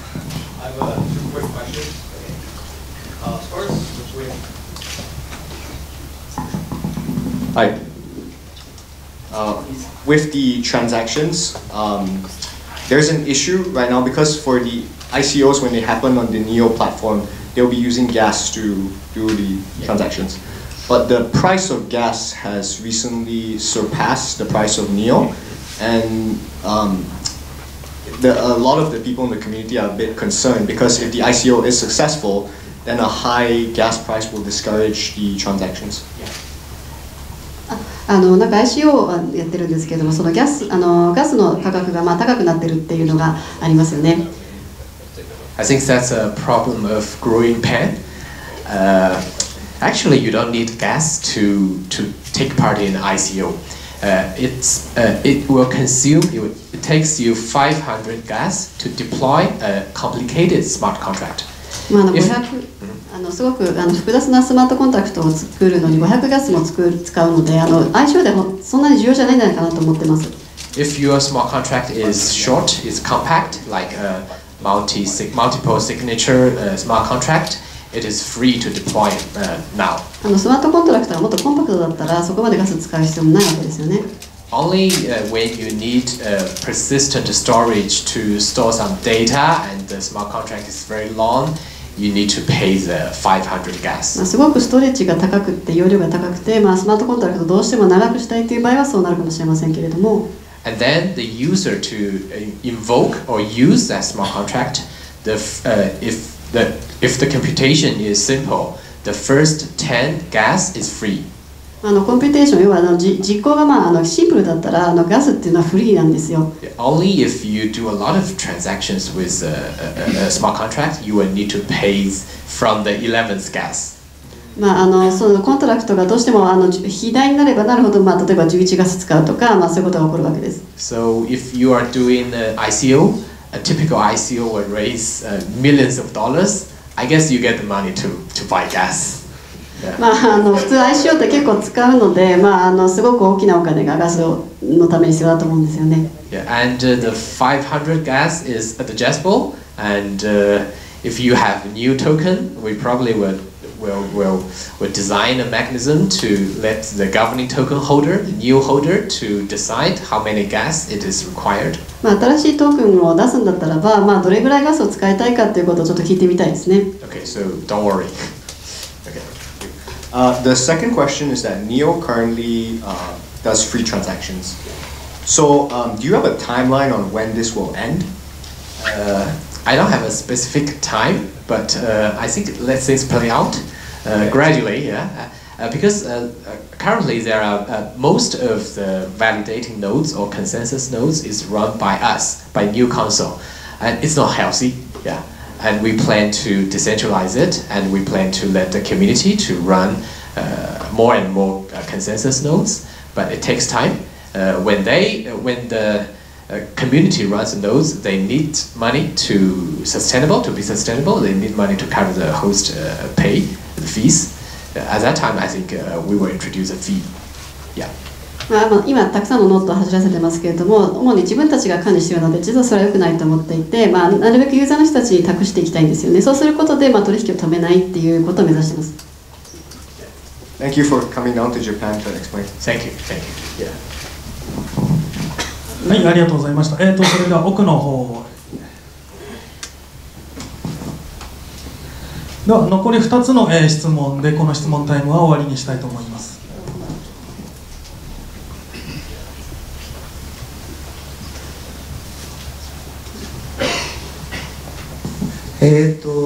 スマートコントラクトの部分で一つ聞きたいことがあります。スマートコントラクトの考え方の中で、例えば今 .NET に対応する Python にこれから対応するっていうようなお話がありましたけど、スマートコントラクトって本当にプログラミング言語とついでやる必要があるのかっていう気がするんですね。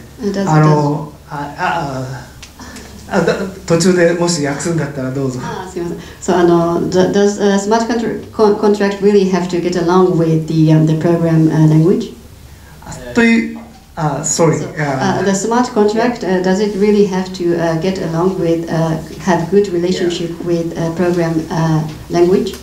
Programming language. Yeah. Is it really necessary to build a new smart contract that use Java, use C#, mainstream language? Java とか C# とかを本当に使う必要があるんですかってことですか？ Yes, that's right.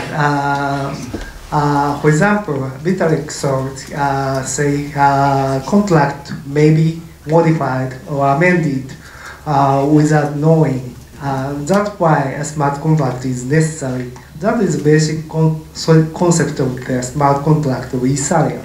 However, to achieve that purpose, for example, say Word documents can be digitalized and put into the blockchain. That's the best way to achieve the purpose. However, Ethereum smart contract, your smart contract, is not like that. Only say programming language is say a part of the smart contract. So that's why I asked this question. For example, how do you find at level their smart contract is say something like very easy way. That is first question.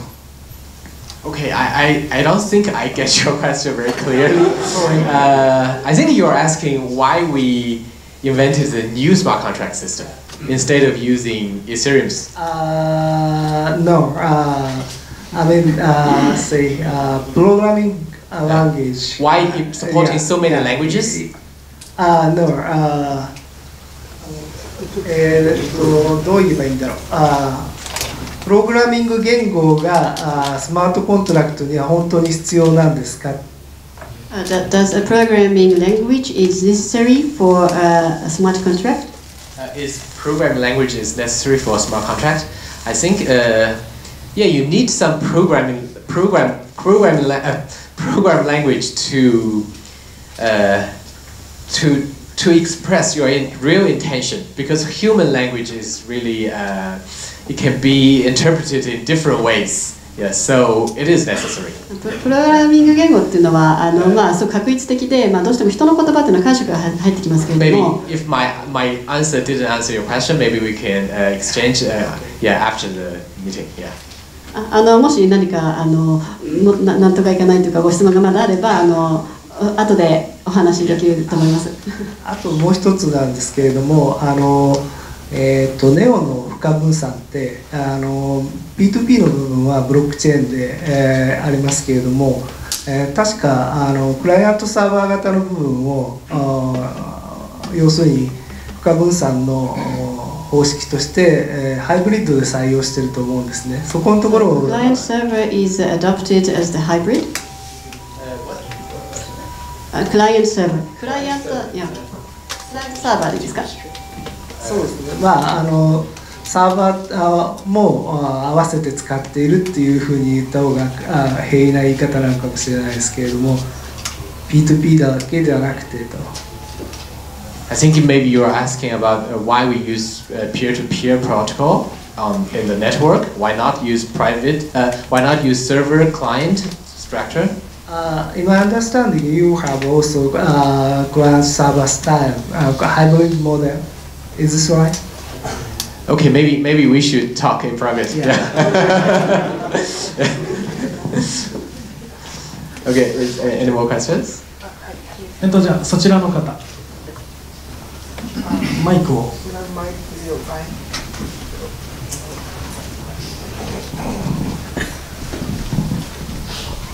こちらで最後の質問とさせていただきます。Okay, I have three questions. First, 日本語で喋りましょう。一つ目なんですけども、取引所に関する質問です。I want to ask about the trading exchange outlet. ズバリ日本って、取引所で扱われているコインの数がすごく少ないんですけども、日本でズバリこのネオですね、ニオって呼ぶんですかね。これは上場する予定はあるのでしょうか。近々あるのでしょうか。Will NEO become will be launched and in the upper market so that we can exchange at the currency store? You mean listed in Japanese exchange? Yeah. Yes, we would like to. Yeah, we would like to. Yeah, you can write emails to all the exchanges. Yeah, I will try it. Yeah, we can ask them to list NEO. Yeah. そしたらリストに入れてもらうようにできるので。Okay, I have second question. So ごめんなさい。今ネオの価格が上がっていってると思うんですけども、目指す最終価格っていうのはどれぐらい、ターゲットプライスですね、どれぐらいなんでしょうかという感じです。What is the target price of the NEO? Target Price, yes. It's now emerging, and what is the final target for you? I've been asking these questions every day. Yeah. 毎週これ聞かれるんですよね。We have a working WeChat group, and I already wrote some template for all my colleagues to もう respond 7 to 人 this も行かれる question. テンプレートを作ったんですよね。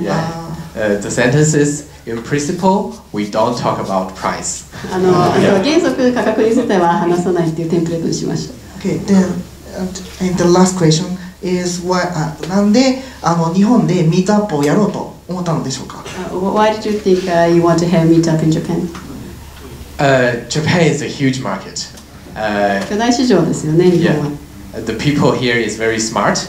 まあ人がすごくスマートですし。And the culture is somehow very similar to the Chinese culture. まあ幾分か中国と似た文化が持ってますよね。And I like Japanese food. 日本食がすごく好きですし。Yeah. So we would like to visit Japan more. もっと日本を訪れたいです。Yeah. And we plan to do DaveCon in the second half of this year. That's maybe at the end of this year, November, maybe. 11月かね、後半にちょっとやりたいですね。Yeah, hopefully we can do two DevCons, maybe one DevCon Tokyo, and maybe one DevCon San Francisco, a DevCon Silicon Valley. まあいくつかの場所で東京とかシリコンバレーとかでやりたいなっていうふうに思ってます。Yeah, please, if you are developers, please come to DevCon, and you will get free T-shirt plus free meal. T シャツとネオを無償でプレゼントします。Free gas, yeah. ガスも。ありがとうございます。はい、ありがとうございました。まだまだ質問あるかとは思いますけれども、お時間の関係でここまでとさせていただきます。で、最後にまた時間が余りましたら、また質問を受け付ける時間を設けたいと思いますので、その時にご質問していただければと思います。それでは続きまして、お話ししていただくのは、8月30日に ICO 予定でありますスターベイスという新暗号通貨があります。そちらのファウンダーであり、ブロックチェーンエンジニアであります佐藤智明様よりお話ししていただこうと思います。佐藤様、よろしくお願いします。拍手でお迎えください。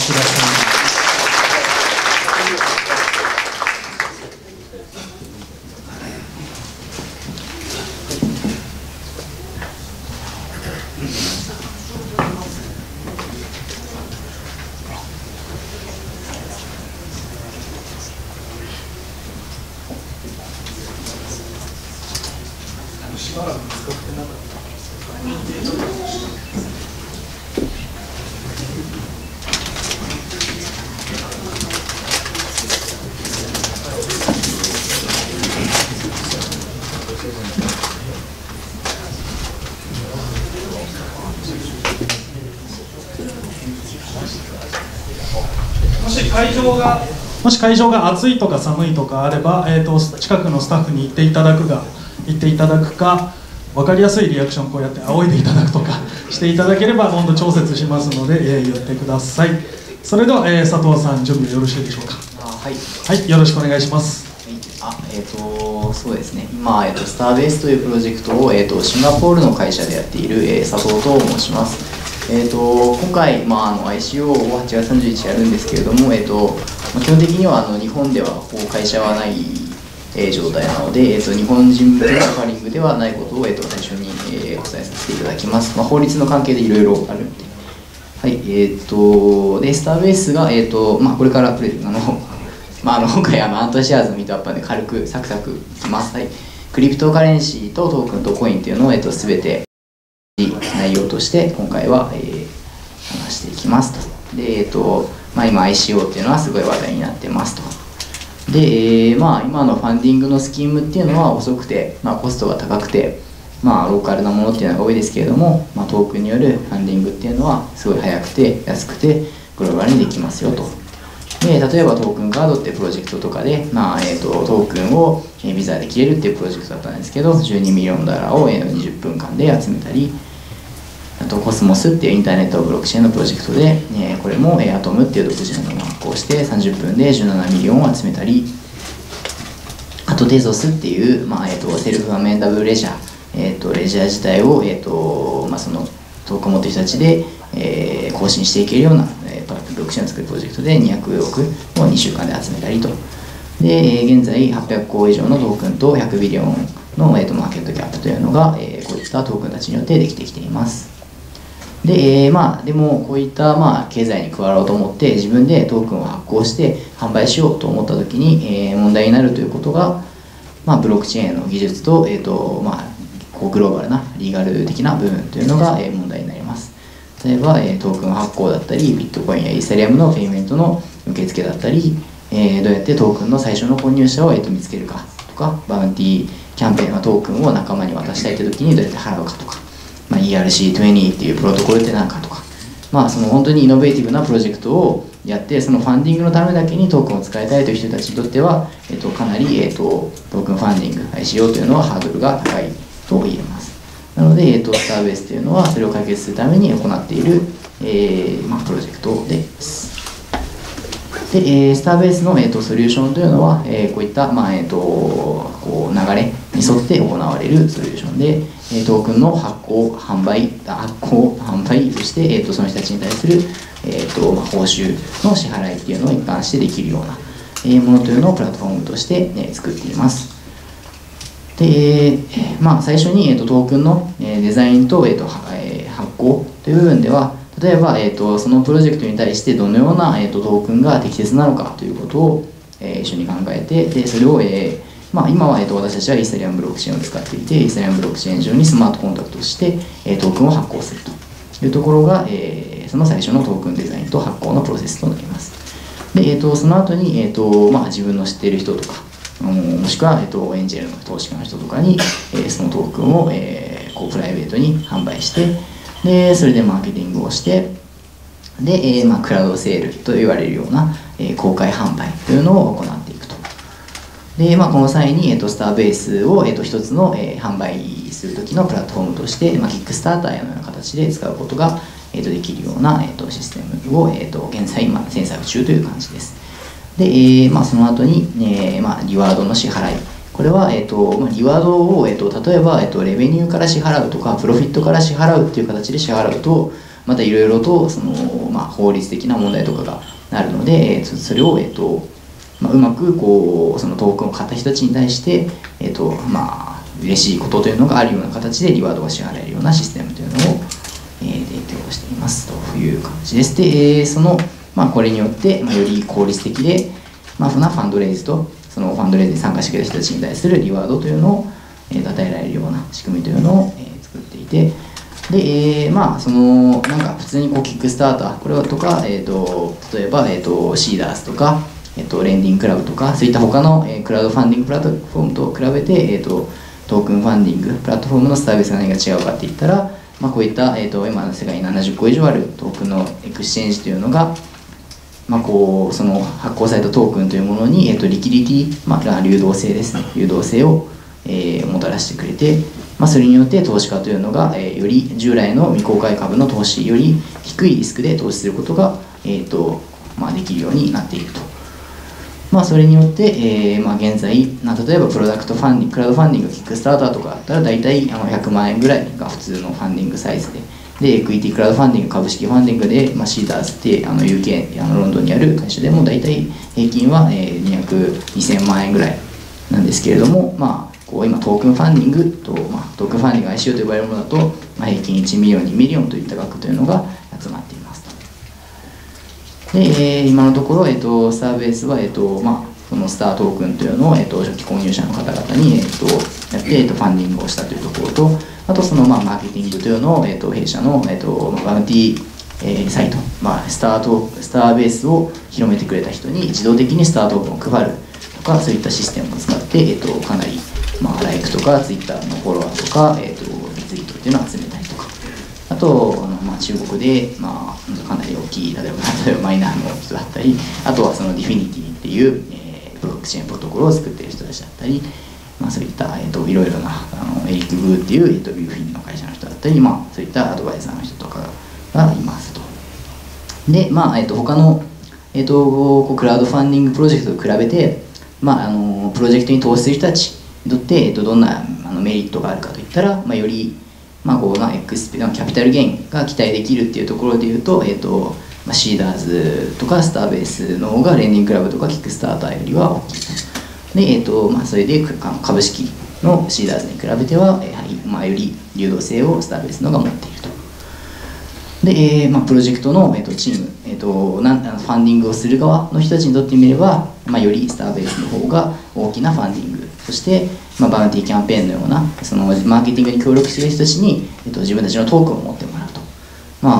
こういった一緒にインセンティブをより迅速に共有できるっていう仕組みを使うことによってより大きなマーケティング、本当に ICO をしている企業だったりプロジェクトというのは本当にちゃんとすごいイノベーティブなプロジェクトというのはものすごい速さで成長しているので、それは本当にそうですね、イサリアムもアントシェアーズももう本当にいろんな会社がものすごいスピードで伸びているので、マーケティングの力というのがこのトークンによるインセンティブのシェアというのには非常にあるということがもう事実証明されているかと自分は思っています。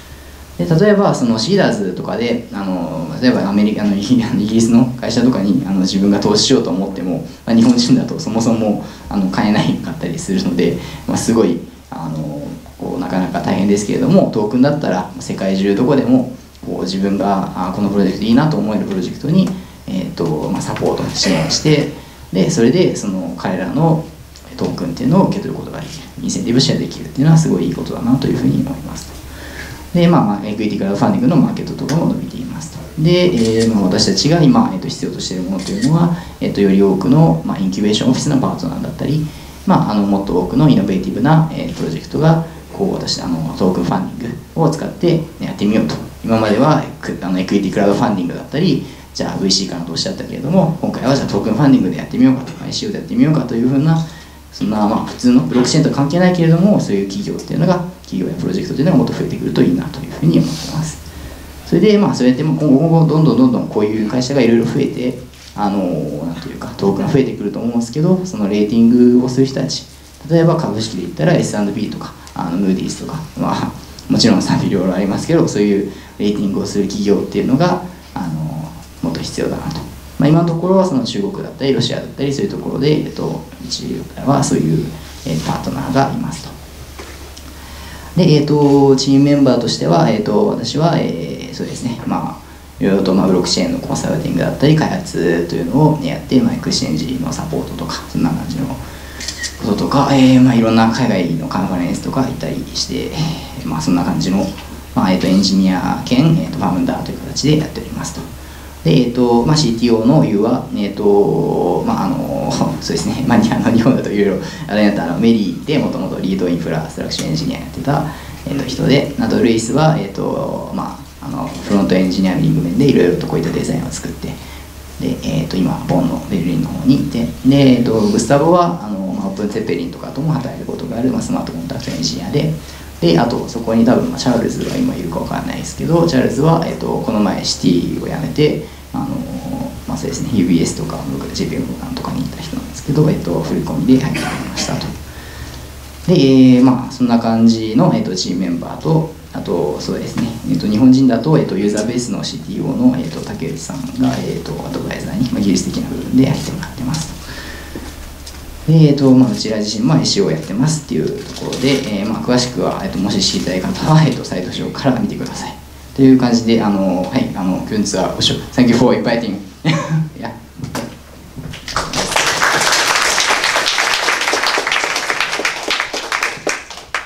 はい、ありがとうございました。それではこのスターベースについても、質問を受け付けたいと思いますけれども、スターベースについてまず、ご質問ある方いらっしゃるでしょうか。いないかな。大丈夫ですか。なさそうですね。じゃあ酒井さんからご質問があるようなので、マイクありますか。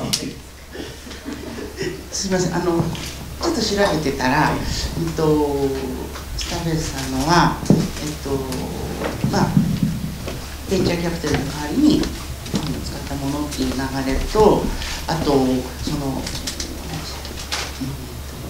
用とか、賃金の支払いとかに使えるなんか側面があるということで、そこに興味がちょっとあったんですけど。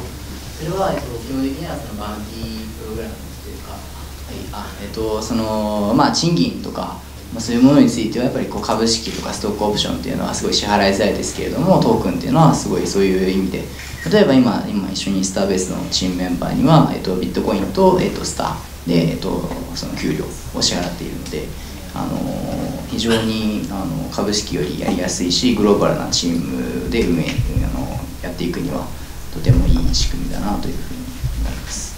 なので、その賃金支払いっていう部分でも自分でトークン発行した会社がその資金調達したお金とその自分で発行したトークンで仲間に払っていくってことは、十分に可能なことですし、多分そのアントシアさんでもやってるかもしれないと思います。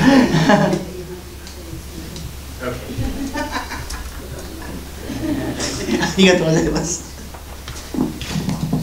はい、それでは質問ある方がいらっしゃいそうですね。すみません、マイクを渡していただけるでしょうか。ちょっとすみません、ニューヨークとかはすごく今、なんか規制を強化して、相性どんどんね、証券取引所に法律でなんとか規制しようとしているし、シンガポールも、そういうニューヨークの影響でそういう規制しようとしている聞いたんですけど、まさに、例えば賃金を現金じゃなくてこういう、ビットコインとかこういう仮想通貨で支払うと、そういうことはシンガポールでは、規制されないのか、そういうちょっと規制状況どうなのかがちょっと知りたいんですね。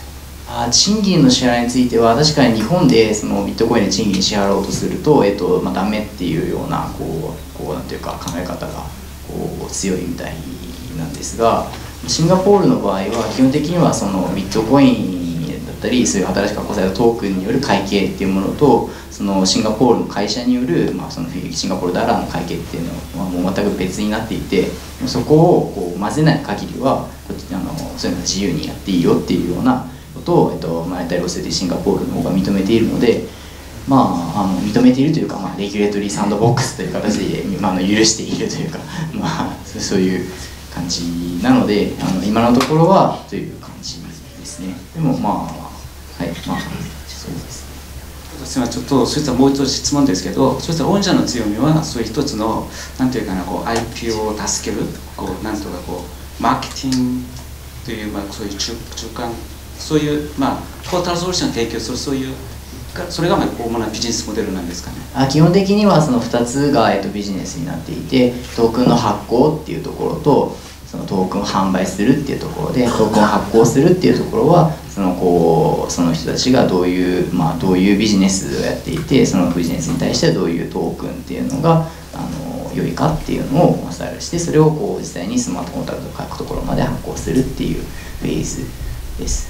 それと販売するっていう部分はプラットフォームでプラットフォームユーザーに対して販売するっていう、そこの2つが、ビジネスで、自分たちがターゲットとしているそのプロジェクト側サイドの人たちっていうのは主にブロックチェーンとかは関係ない、ブロックチェーンとは関係ない、あんまり知らないけれどもイノベーティブなこと、ノンブロックチェーンのイノベーティブなプロジェクトの人たちっていうのを基本的にターゲットにしていて、で投資家サイドの人たちっていうのは基本的にはうちのプラットフォームはビットコイン、イーサリアムだったりいろんな暗号通貨を持っている人じゃないと投資できないというプラットフォームなので、投資家サイドはそういう暗号通貨投資家の人たちっていうのが、ターゲットになっています。ありがとうございます。はい、他ご質問ある方いらっしゃるでしょうか。いなさそうですかね。大丈夫でしょうか。はい、それでは、またちょっとだけ休憩を取ってから、最後の後半に移っていきたいと思います。次のパートを9時半から開始したいと思いますので、9時半から本日の会場が10時まで予定しておりますので、また9時半までにご着席をお願い申し上げます。それでは9時半まで休憩です。はい、そろそろまた始めさせていただきます。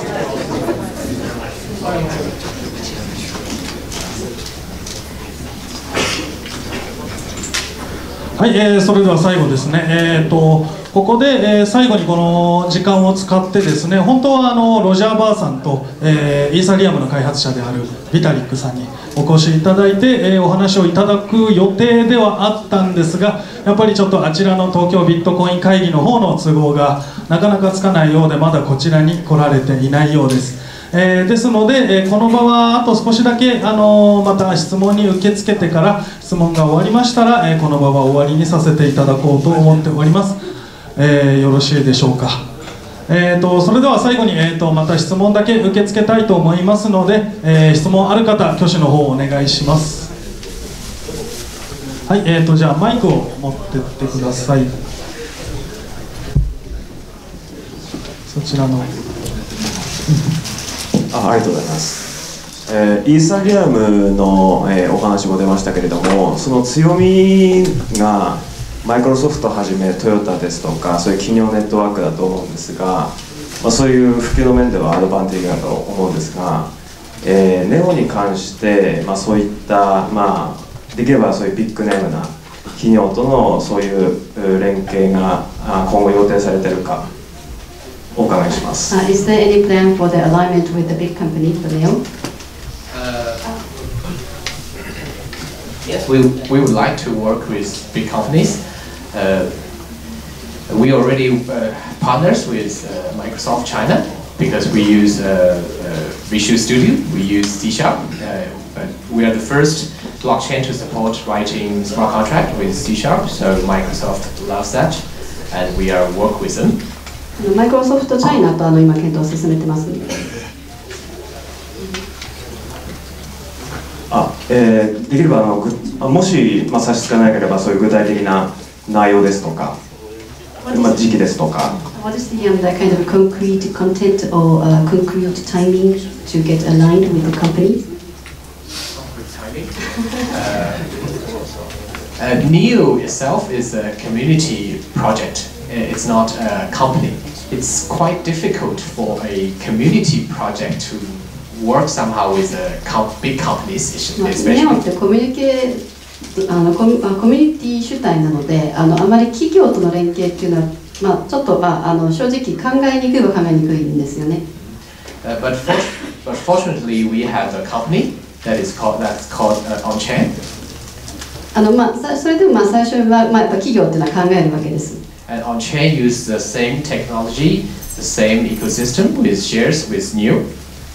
ネオと同じ、エコシステムを使っている、オンチェーンっていうのは一つ企業として上がりました。And the big companies are glad to work with On-Chain, and sometimes even the local governments are glad to work with us. そのオンチェーンと、もちろん連携する企業がいたら、すごくありがたいですし、自治体っていうのも考えています。When they use On-Chain's product, they will be automatically become the one of the joining the ecosystem of NEO. もし連携ができれば自動的にエコシステムっていうのネオのエコシステムを提供できるわけです。They may hire developers that is familiar with NEO. でネオのこともよく知っていただくことができますし。And they will look into the NEO public blockchain, see if there is any need to communicate between the private blockchain to the public blockchain. パブリックブロックチェーンとプライベートブロックチェーンをつなぐこともできるわけです。So I think it's a best approach to cooperate with big companies with On-Chain. なんでオンチェーンと企業が結ぶっていうことはいいことだとは思ってます。And in return, you will reward the NEO community. でそれで新しいまたネオコミュニティっていうのができていくと思ってます。以上です。はい。他ご質問ある方いらっしゃいますか。はい。では、そろそろもう一つぐらいですので、これで最後の質問とさせていただきますが、よろしいでしょうか。では、最後の質問をお願いします。Yes, I have a question about the smart contracts. You said there will be new languages implemented. What is the timeline on that, and which will be prioritized first? I think the first priority now is to support Java better, because there are so many Java developers there. So we need to focus on a better Java compiler, a better IDE environment for Java. Yeah, and we don't have a specific time for Go or C or Python right now. Java を優先的に今やろうとしてません。デベロッパーも多いですし。Yeah. Okay. Thank you. Thank you. Is that the last question? 了解しました。それでは次のラストのクエスチョンで終わりにしたいと思いますが、では先に手を挙げた。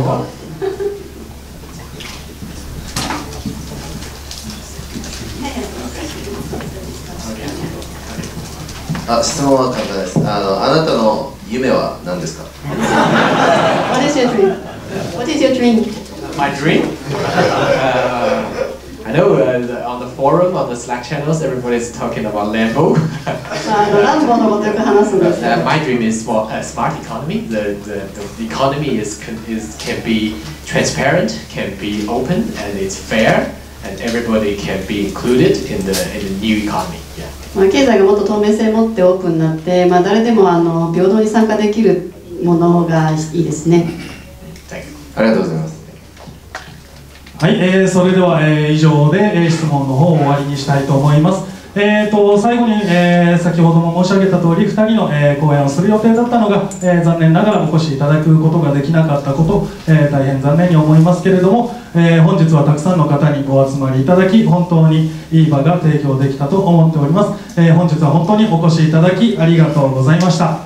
ですね、また何か追加のご連絡事とかまた LINE アットの方で、お送りしますので LINE アットの方に登録しておいてください。それでは最後に一言だけ酒井さんから、ご挨拶していただいてもよろしいでしょうか。皆さんありがとうございます。ネオさんの今まで仮想通貨っていう役を使われちゃって日本では正式に暗号通貨ですよね。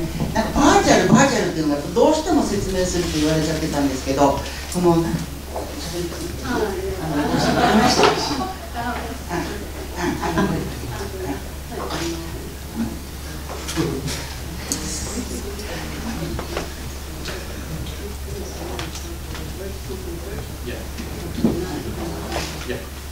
でも今日のネオさんの話を聞いたら実際の資産財産と本当にくっつく暗号通貨が一致する実際のお金と何言ってるか分かんないけど分かると思うんですよ。すごいこれがワクワクしてて暗号通貨が私大好きなのでこのネオさんがすごい革命を起こすんじゃないかなと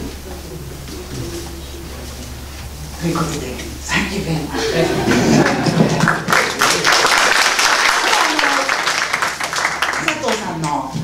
スターベースのね、私やっぱり人のね動きっていうか採用とかそういうお金の話以外のところもあったのでなんかみんながね世界中の仲間が全然離れたところの仲間が一緒に働くっていうのがねさらに近づいてくるんじゃないかなということですごくやっぱりワクワクしました。ありがとうございます。ありがとうございます。はい、ありがとうございました。それでは、これにて、ブロックチェーンラボ、ネオとの合同ミートアップの方を終了とさせていただきます。本日は、お越しいただきまして本当にありがとうございました。